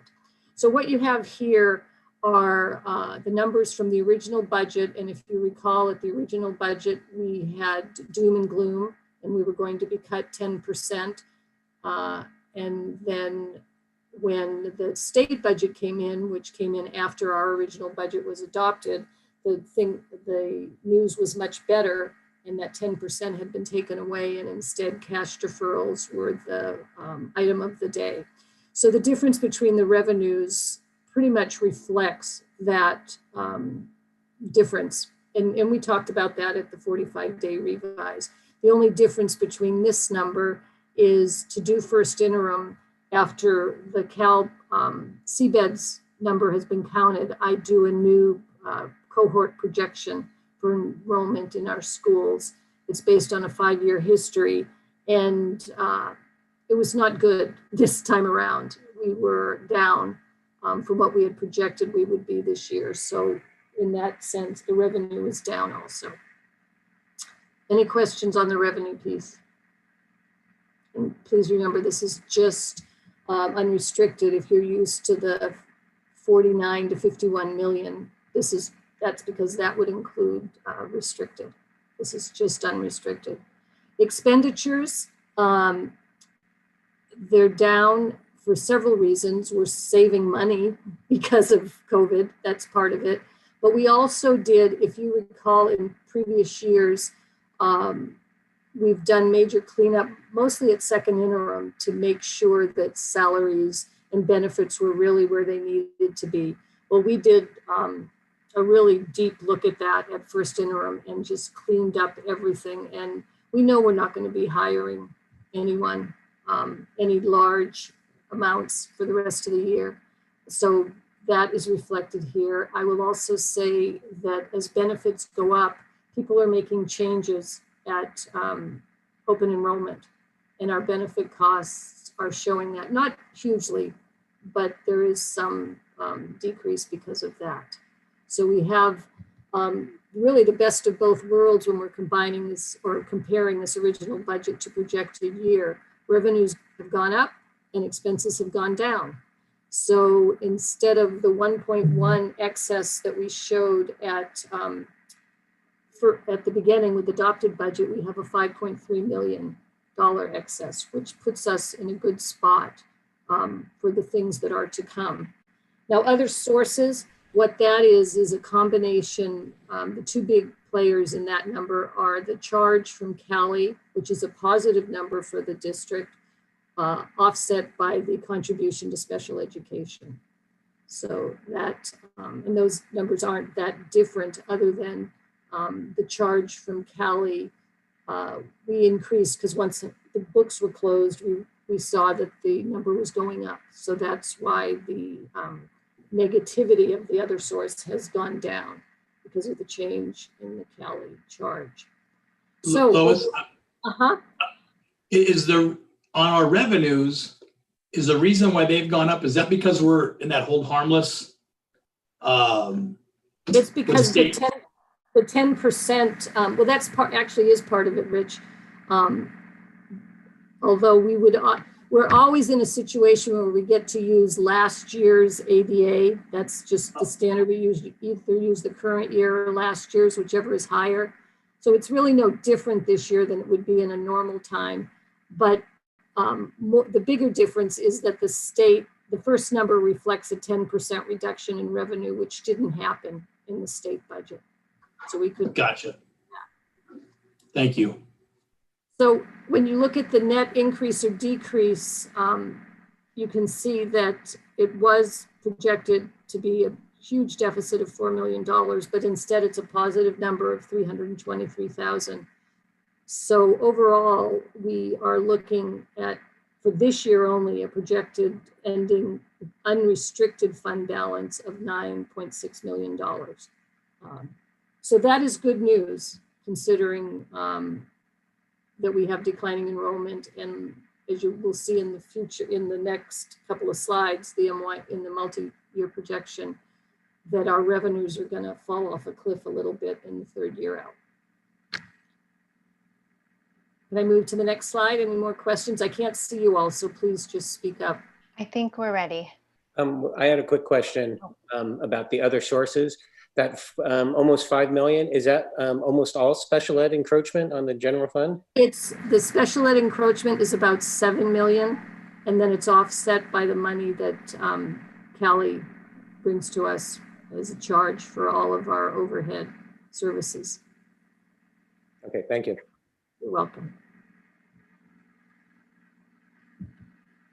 So some of the major changes since the budget adoption, as always, we've once the year starts, we calculate the carryover budgets when we closed last year, and we add those to the budget for all the different grants and programs that we have.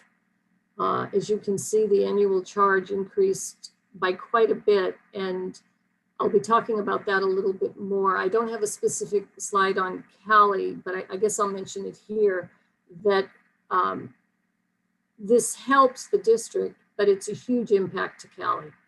And as you saw, if you looked at it, the multi-year projection within the packet is not good for Cali right now. And so we need to address that. And one of the things I plan to do is take our calculation that we use to come up with this number to SCO and sit down with them and go through it very carefully and see if it makes sense, considering it's based on the MOU we made with Cali, but how many years ago was that MOU first initiated? And we've made some changes just because things in the finances of the state have changed, but it's still been years since it's really been looked at. So I think it's really important. We have to make sure that it's a reasonable charge based on the district's needs and based on Cali's needs. So that is something I'll be doing at the beginning of the year to make sure we're ready to be able to discuss it before we close the books for this year. Okay, I wanted to make sure I talked about that. We added budget, and although we add them to unrestricted, I think it was a major thing that we added budgets for both revenue and expenditures of COVID funding of almost $3 million for the district. And I will tell you, we are on course to spend the whole $2 million, that 2.3 million that we received that had to be spent by December 30th. It will all be used. So I'm really pleased with that. If you recall, we added, when we did our original budget, we added $500,000 because we didn't know what we were going to have to spend on COVID expenditures. That was before we knew we were getting the special funding. So we have taken that $500,000 out of the general fund. So that helped our picture too, because we have the special funding we can use for those items. And as I talked about at 45-day revise, and it sounded like we had concurrence, we removed the transfer of the tribal fund donation to the general fund because at this point that is not needed. So that has gone back to Fund 40. The full $1 million is sitting there and waiting until the board decides how and when they'd like to use that. Lois, I forgot, I wanted to ask earlier, you kind of been following up to Pete's question about the other sources. So special ed, that number is about 7 million each year. That's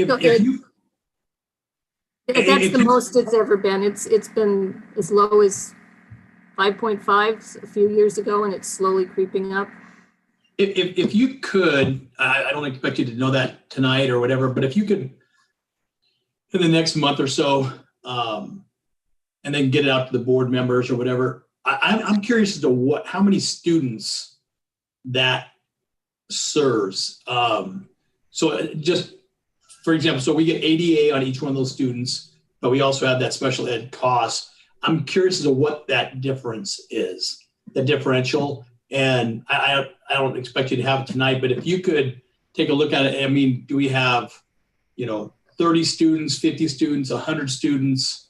How many students do we have that are drawing or that are responsible for that $7 million? And I'm just curious as to how much the district is actually getting from the state through ADA for those students. And I'm curious as to what that difference is. Yeah, I see that Superintendent Decker is unmuted. I think he actually has plans to look at that. So I'll turn it over to him. Yeah, we are planning to look at that, but it's actually a very complicated question. So we are funded for ADA, but then we also get different funding based on disability.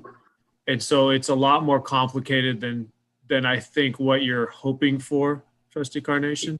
Yeah, I was trying to get the first grade answer. Yeah. We get standard ADA like we get for every other student. Every student, right, special ed or not, brings that in.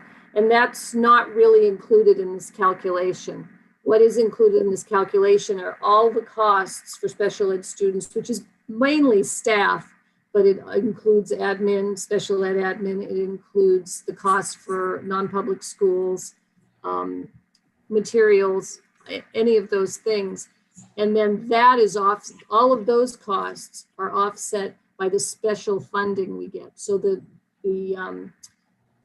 contribution that we're making is the difference between just the things that are labeled special ed. It doesn't include the ADA, the standard ADA that we get for those students. It's just So it's not as simple as I thought it might be to just look at. I mean, we could simplify it to the point of if we said it's this much money to educate our special education students, let's say it's $7 million, and we could break it down to the roughly 15% we get from the feds for those costs. And then you could say we make up the difference, the other 85% hypothetically. I mean, I guess we could really oversimplify just to get, it won't be a real number, but to get a concept. A broad brush.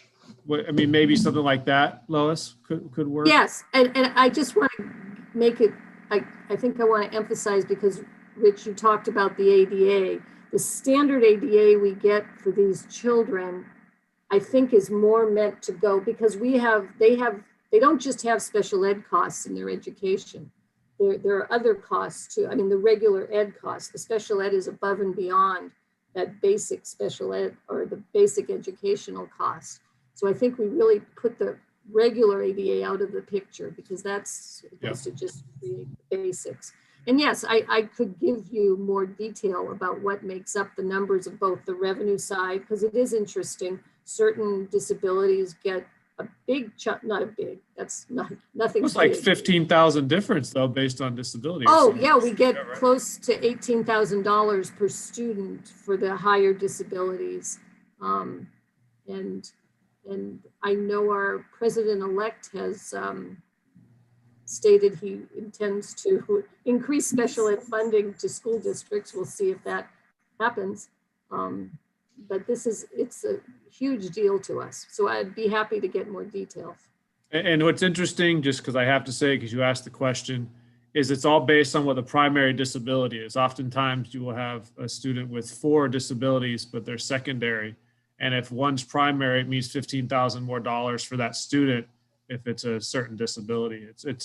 So anyway, it's a complicated question that you asked, but I'm a complicated person. Fair enough. I was trying to make it real simple, but I guess it's not. And an example could be that, you get $15,000 extra for that one student, but they also have a one-on-one aid that costs you $60,000 or $80,000. That was what I was trying to figure out. Thanks, Eric. And another thing, other than the changes, I want to talk about some of the assumptions. And as I know I've mentioned to you before, we always talk about budget versus actuals. Actuals are way behind us at this point. We won't be talking about those again for a while. Assumptions are important in any budget. Just the budget for this year, we make assumptions about things. We make assumptions about how much we're going to spend in any one area. But where assumptions really get tricky is when you start going into future years.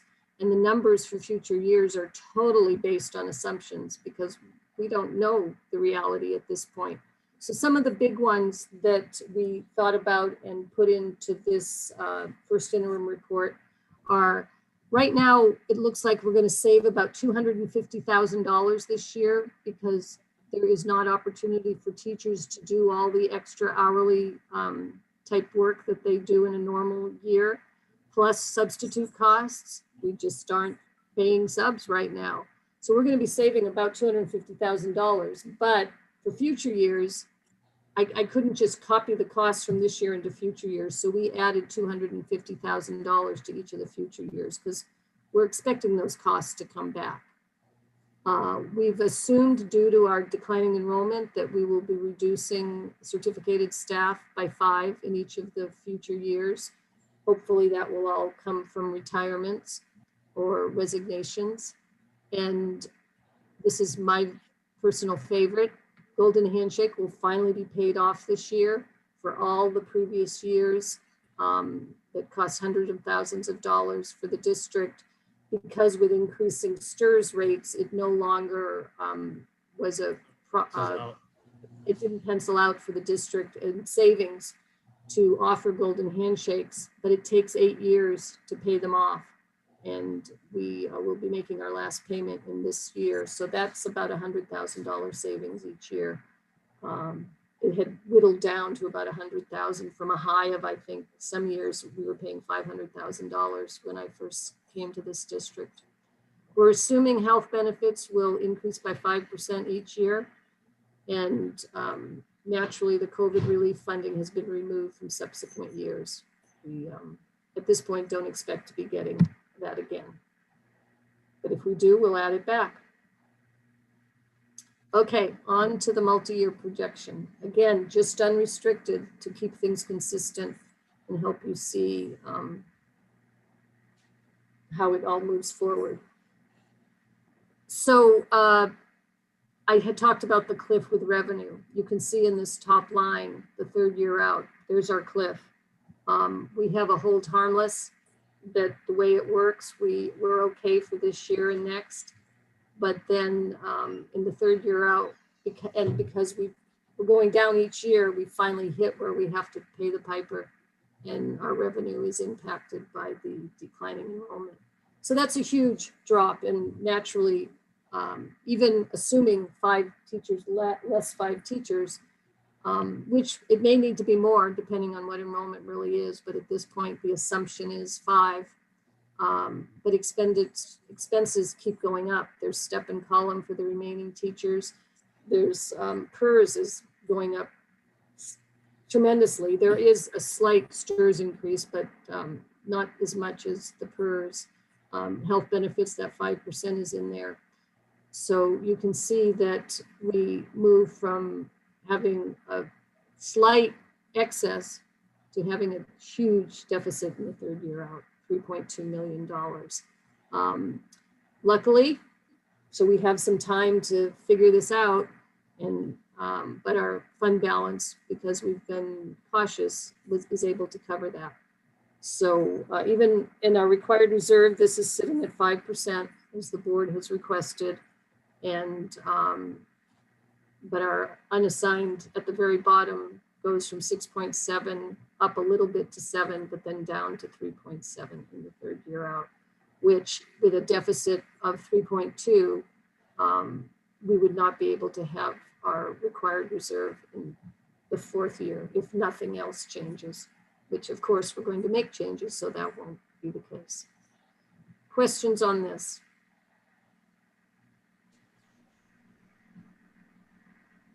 Let's see. Don't see any. Trustee Adams, go ahead. So thank you, Lois. And I know in your supplemental materials that were on the website, you have the multi-year projections, including this unrestricted. Just back to your quick conversation you had with Trustee Carnation, and it is more complicated. But as I look at the multi-year unrestricted, our revenues are actually $7.6 million more in unrestricted, but every year you have programmed, and it's the same amount just for budgeting, $7.6 million to be transferred from unrestricted over to restricted. And that's about 20% or 1/5 of our unrestricted money. Responding, somebody used the word encroachment, but it's responding to the level of services that we provide now in special ed. Well, and I will say the other piece, it's made up of 2 major things, Bill. Yes. It's also our contribution to routine and restricted maintenance. Okay. Which is about how much is that? About 1.5 million. Okay, thank you for clarifying that. So 1.5 of the 7.6 and about 6.1 or 6. But I noticed that 7.6 million, I know you don't have restricted up, but I went to go look and I show that contribution being on that balance sheet, which are a couple of pages later in your supplemental. For this year, it's 37.5% of our restricted funding. Next year, it's projected to be 43%. And I just, that is what it is, but I think we need to look at that as, can that also be a place where, at least right now, you've programmed in the first interim for analysis and estimates a flat rate of the 7.6 million, both contributions out and contributions into unrestricted. I just wanted to make that point because I think that is and I think it's an area we just got to look at and decide, is that the level of effort that we're going to have, more or less? Because that's a huge nut. It's a huge nut out of our unrestricted, and it's, you know, the 37% this year and 43% next year. It's a massive subsidy to our restricted funding. So just wanted to make that point. I don't have a solution. I just wanted to point that out. I think it's a good point, Bill. And to that point, Lois, myself, and Catherine have been, you know, looking at potential options to do a special education audit so that we can have somebody come and maybe take a look that's outside of our district. So that will hopefully come before the board within the next few months. Wonderful. Got a couple of quotes. And Lois, I had another question, and it kind of seems moot. I know with the CARES funding, you said we got, was it 2.3 or 2 to 3? I forget. When you put, there's 5 different pots, and when you put it all together, it's a little over 3 million. Okay, so we got about $3 million of this COVID response, CARES Act and other stuff. And we had to spend it by the end of the year, and thank you for your diligence in that. It seems as if with a new regime, and looks like they're maybe breaking it into different tranches, but there may be an additional chunk of money for state and local funds, including schools. Do you anticipate when that comes, if it comes, and cross our fingers, that also will end up sort of be a zero sum, that we'll get this additional infusion, but there'll be additional, let's call them even one-time reactionary opening up the school, COVID testing, screening, whatever. But basically we'll get what will be, you know, millions of money, but we'll spend it in the same way that we got, you know, 3 million in the last 6 or 7 months, and we were able and had to burn through $3 million between the spring and the end of this calendar year. Would you assume that the supplemental or the stimulus or whatever it's going to be called will be a similar sort of zero in and out revenue and expenditure? It's required to be. They put restrictions on how you can spend that money.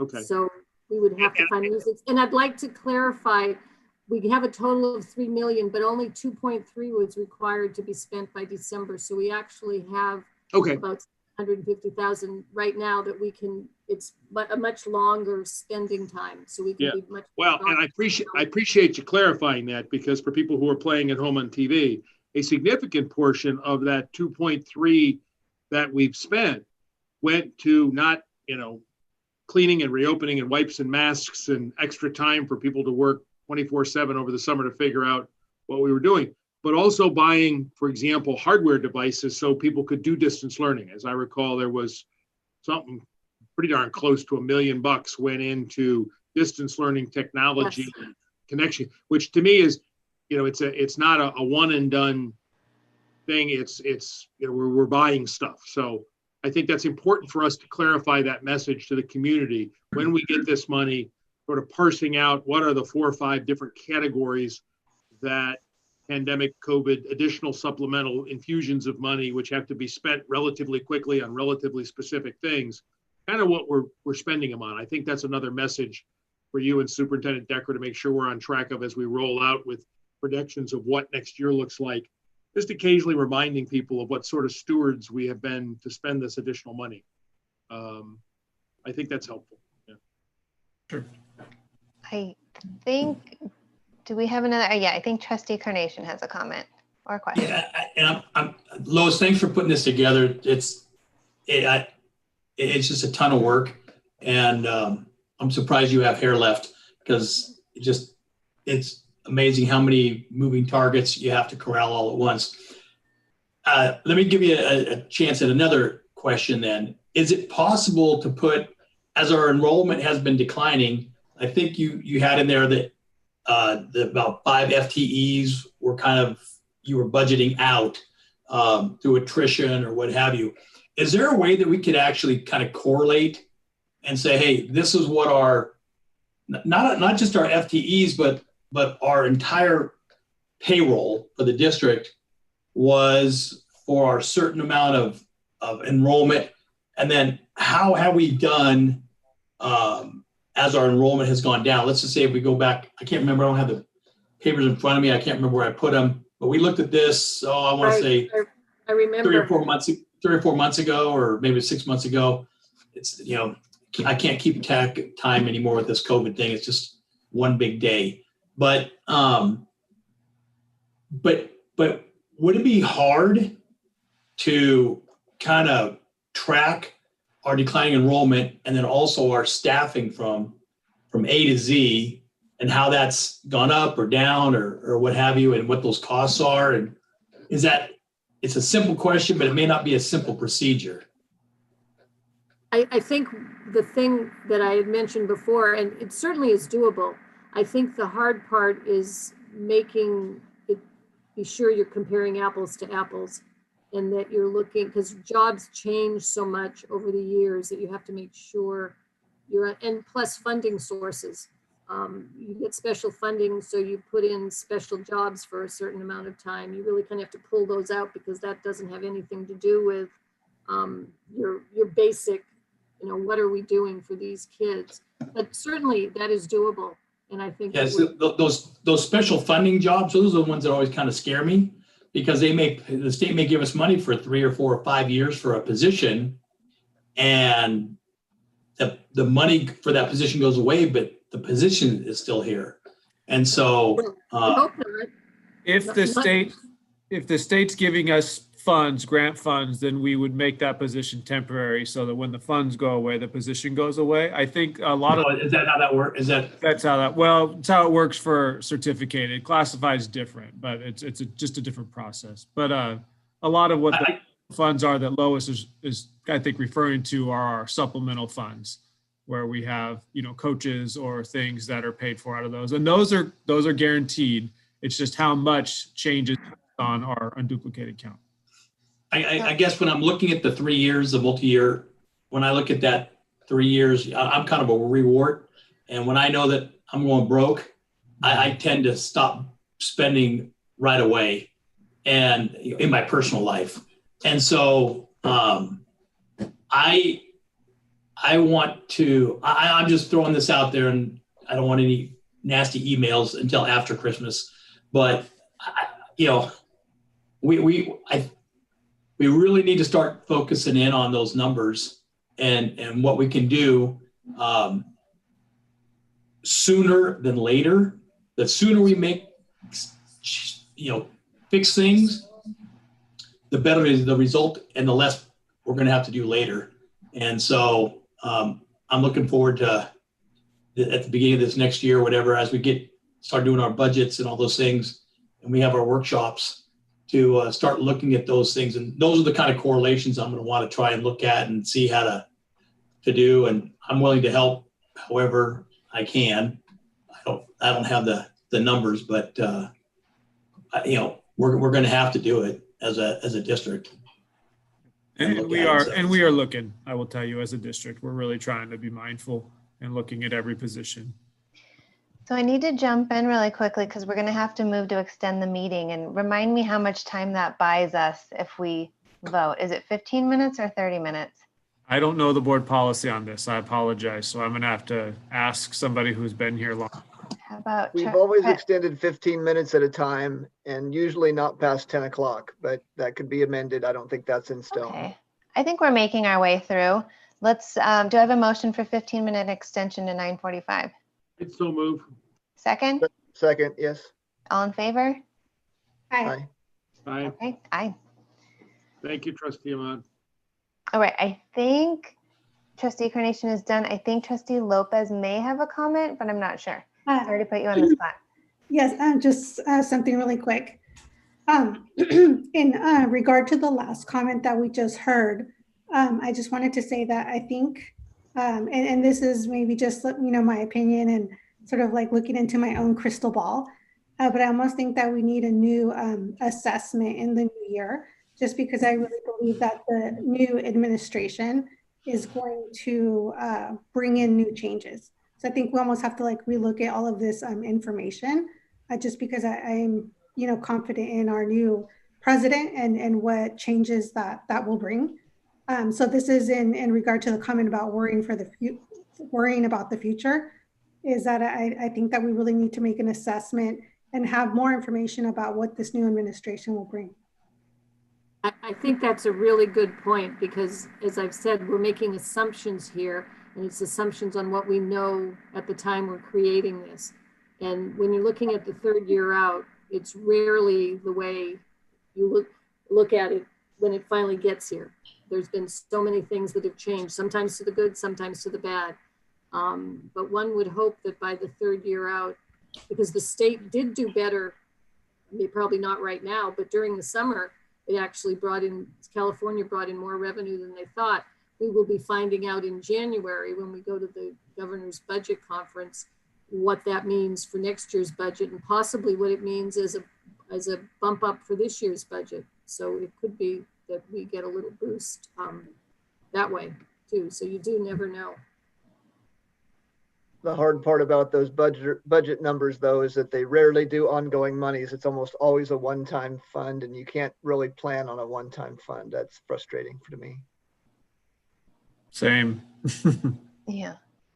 And Molly, as a helpful tip, because I did not know numbers when I came on the board, I just saw something from SCO, the County Office of Education. I think it was January 19th. There's very good summary programs put on by SCO for trustees and administrators, as well as programs through our California School Board Association. So perhaps Trustee Decker and President Ahmad can kind of hook you up with those and point out, because those are really good ways to kind of get up to speed for exactly the point that you're talking about. There are whole battalions of paid lobbyists whose job it is to figure out which way is the wind blowing and how does that, their prognostications about what it might mean. Because we're one of however many there are. How many school districts, Jeremy? 1,000? Yeah, around, that's about right, yeah. Yeah. And just as many charter schools. Yeah, yeah, okay. Thank you, Lois. Okay. Okay, oh, you have more. Okay, go No, ahead. not really. This is just the last slide, and the main point on this one is that we file a positive certification. So in spite of all the conversation and concern, we at least don't have to worry about that right now. So that, as you recall, last year it wasn't like that. So that's a little bit of good news, but still knowing we need to pay attention and figure out what we need to do. Yeah, it's definitely better to be having this conversation that we're having now than where we were kind of in the spring, early summer, just very unclear about what this period was going to look like. So definitely some work to do, and hopefully, you know, especially with regard to special ed funding in this new administration, maybe that will be a long-standing change if it happens. That would be great, and any supplemental funding. I wanted to check with Jen to see if there is any public comment coming in. There is not, no. Okay. Seeing no public comment, do we have a first motion on the first interim financial report? If I might, President Ahmad, Yes. just please make sure we have also people on the call inside. Oh, right. Zoomerania here. Right, right. And we may, since we've talked a little bit about staffing and whatnot, may want to particularly offer up an opportunity from our two organizations. Yes, especially from Brad or Pete, if you have anything, please feel free. Nope, doesn't look like it. Okay, anyone else? Okay. I'll make the motion to approve the interim report for 2020-2021. All right, and a second?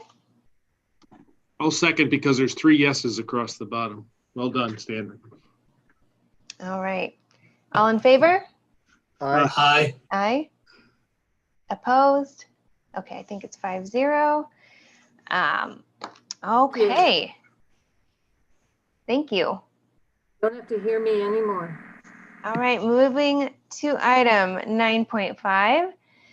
We're considering the approval of the local control funding formula. Just a, light topic of conversation for 9:37. to round out our very light meeting tonight.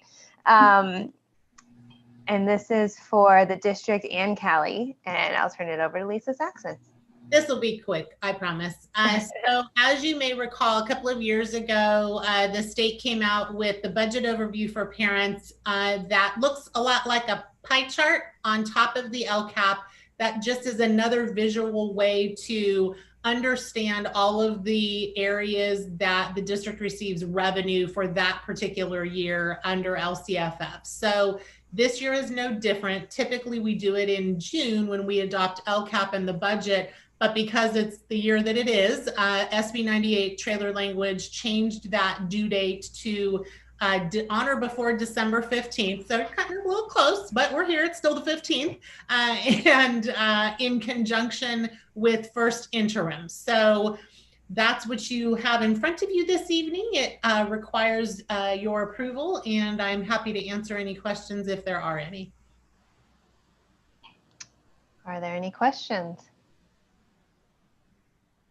I do not see any. Any questions from our, oh, Trustee Lopez, were you?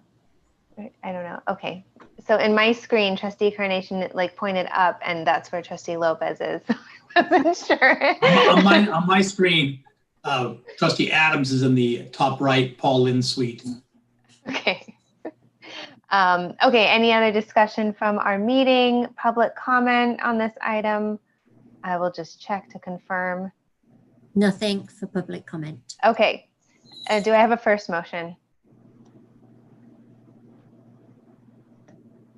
Thought someone already did it. Oh no. This is for the, I'll just restate, this is for the LCFF budget overview. I'll make a motion. Okay. Do you have a second? I'll second the motion. All right. All in favor? Aye. Aye. Aye. Okay, that's 5-0. Okay. Item 9.6, let me just check the time. We still have 6 minutes. I think we can do it. Oh, we can do it. Yeah, okay. Go ahead, Superintendent Decker. Okay, so there were just really one change that was requested last time. I modified the third goal down from college and career to student success. And then I may continue to improve the percentage of students that qualify as prepared for college and career, one of the indicators of success.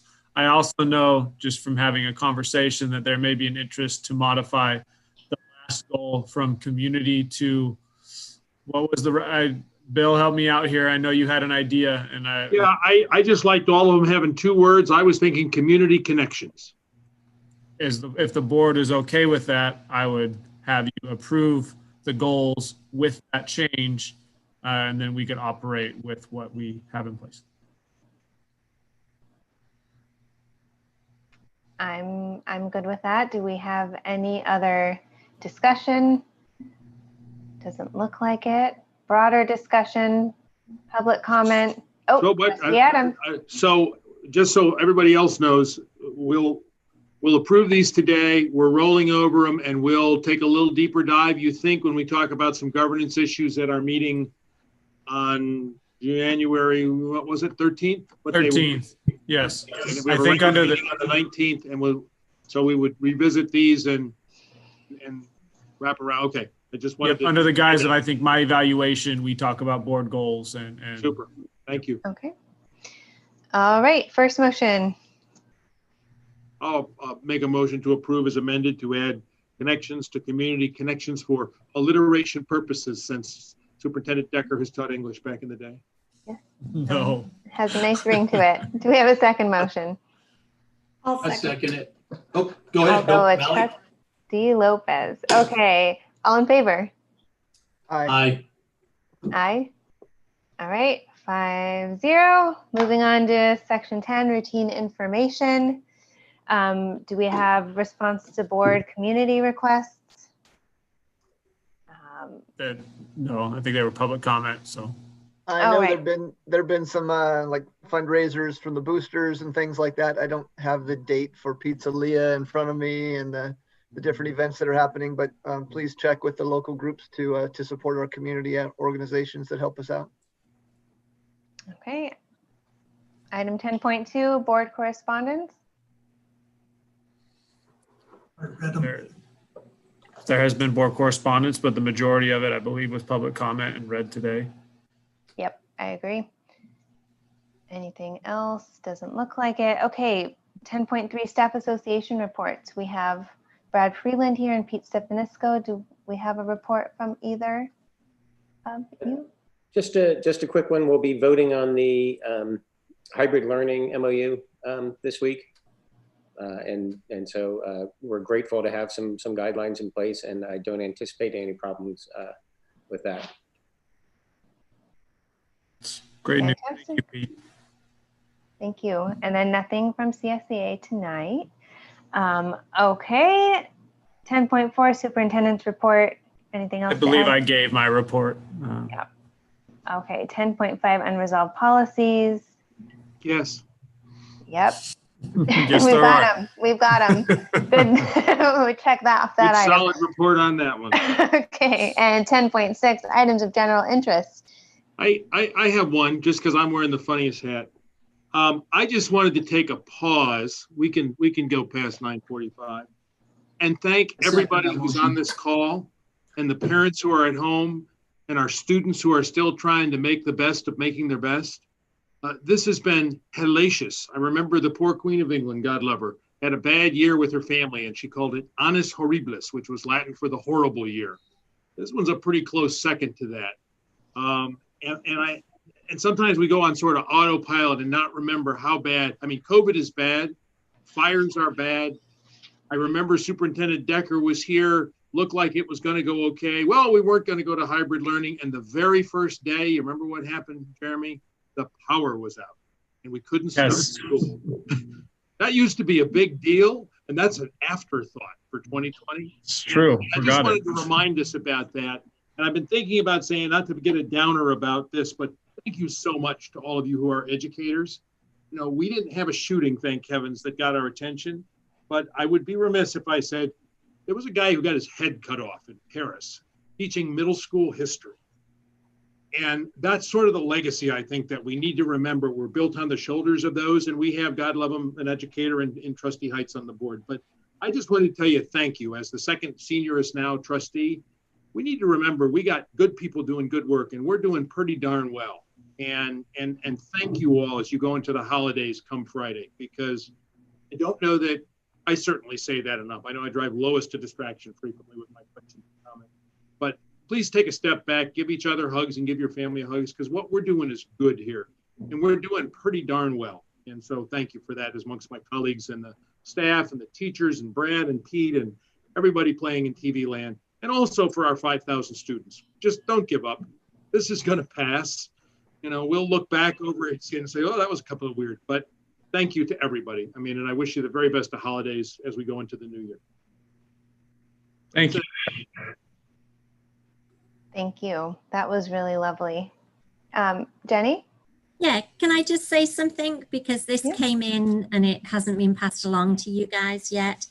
But today I delivered letters to every school site from Rotary, from Windsor Rotary, and included with every letter, which was really just a nice letter from them to all of the teachers and staff, was a $5 gift card to Cafe Noto.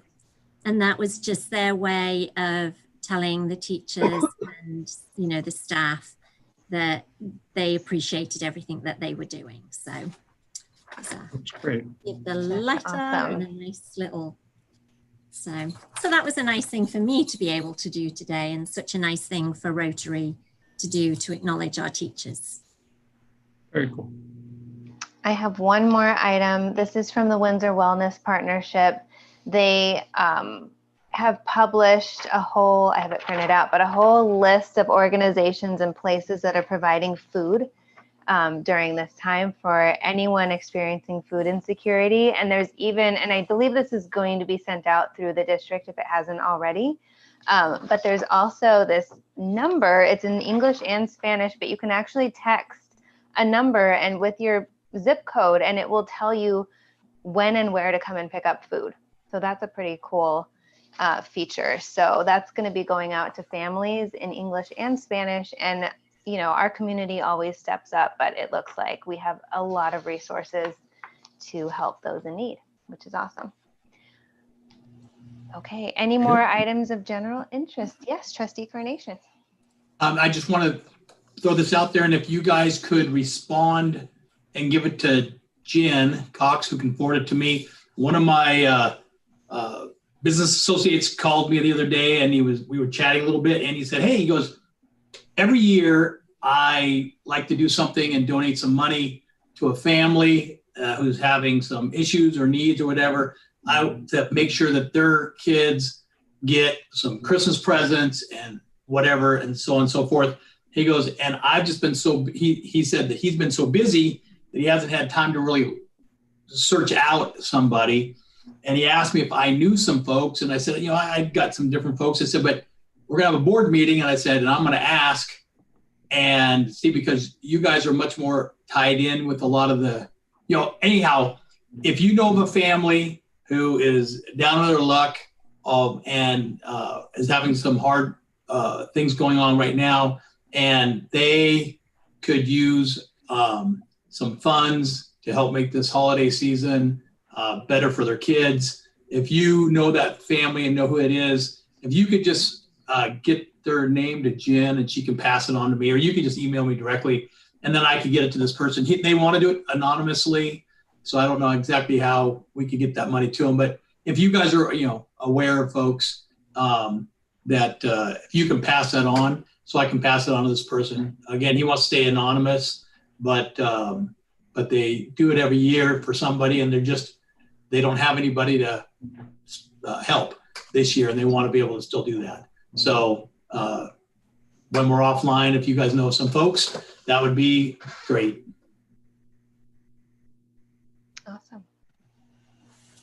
All right. Any more items for 10.6? Doesn't look like it. Okay, 10.7, future school board items. I think we should actually revisit this list at our governance workshop if it's appropriate. I think we just need to kind of make sure that it's where we are right now and that it's up to date. We have a new board member, so it's the right time to kind of think about what we want to put on the agenda for future items. Okay. 10.8 is our calendar. So I think that leads us to adjournment. It's been so much fun, my first meeting. I don't want to end it. I just have to say, President Ahmad, that the last 2 or 3 meetings all ended about 7 o'clock, and so I don't know what kind of leadership you're going to have the rest of the year here. But I just want to be here with you for a long. No, we had an action-packed agenda tonight. I don't think it's going to be like this for our new trustee. I don't want to scare you the first day, but it will not be like this most of the time. Oh, well, no. Yeah, I thought getting rid of the consent section, I would, throw you off, make you think it was gonna. Well, reorganization adds about an hour to the meeting usually. Yeah. Okay, so do I have a motion to adjourn? Go ahead, Eric. Okay, I will motion to adjourn. Yes, thank you. And then a second from Trustee Carnation. I saw a hand raised. Oh, you're on mute. I think he's pointing to Mally as she gets to make the last motion. That's right. Yeah, go for honorary. it. Malinelli. I will second. Thank you. Okay, and all in favor of adjourning? Aye. Aye. God bless everybody. Happy Okay. holidays. Thank you, guys. Merry Thank you all. Christmas. Happy New Year. Stay safe, please.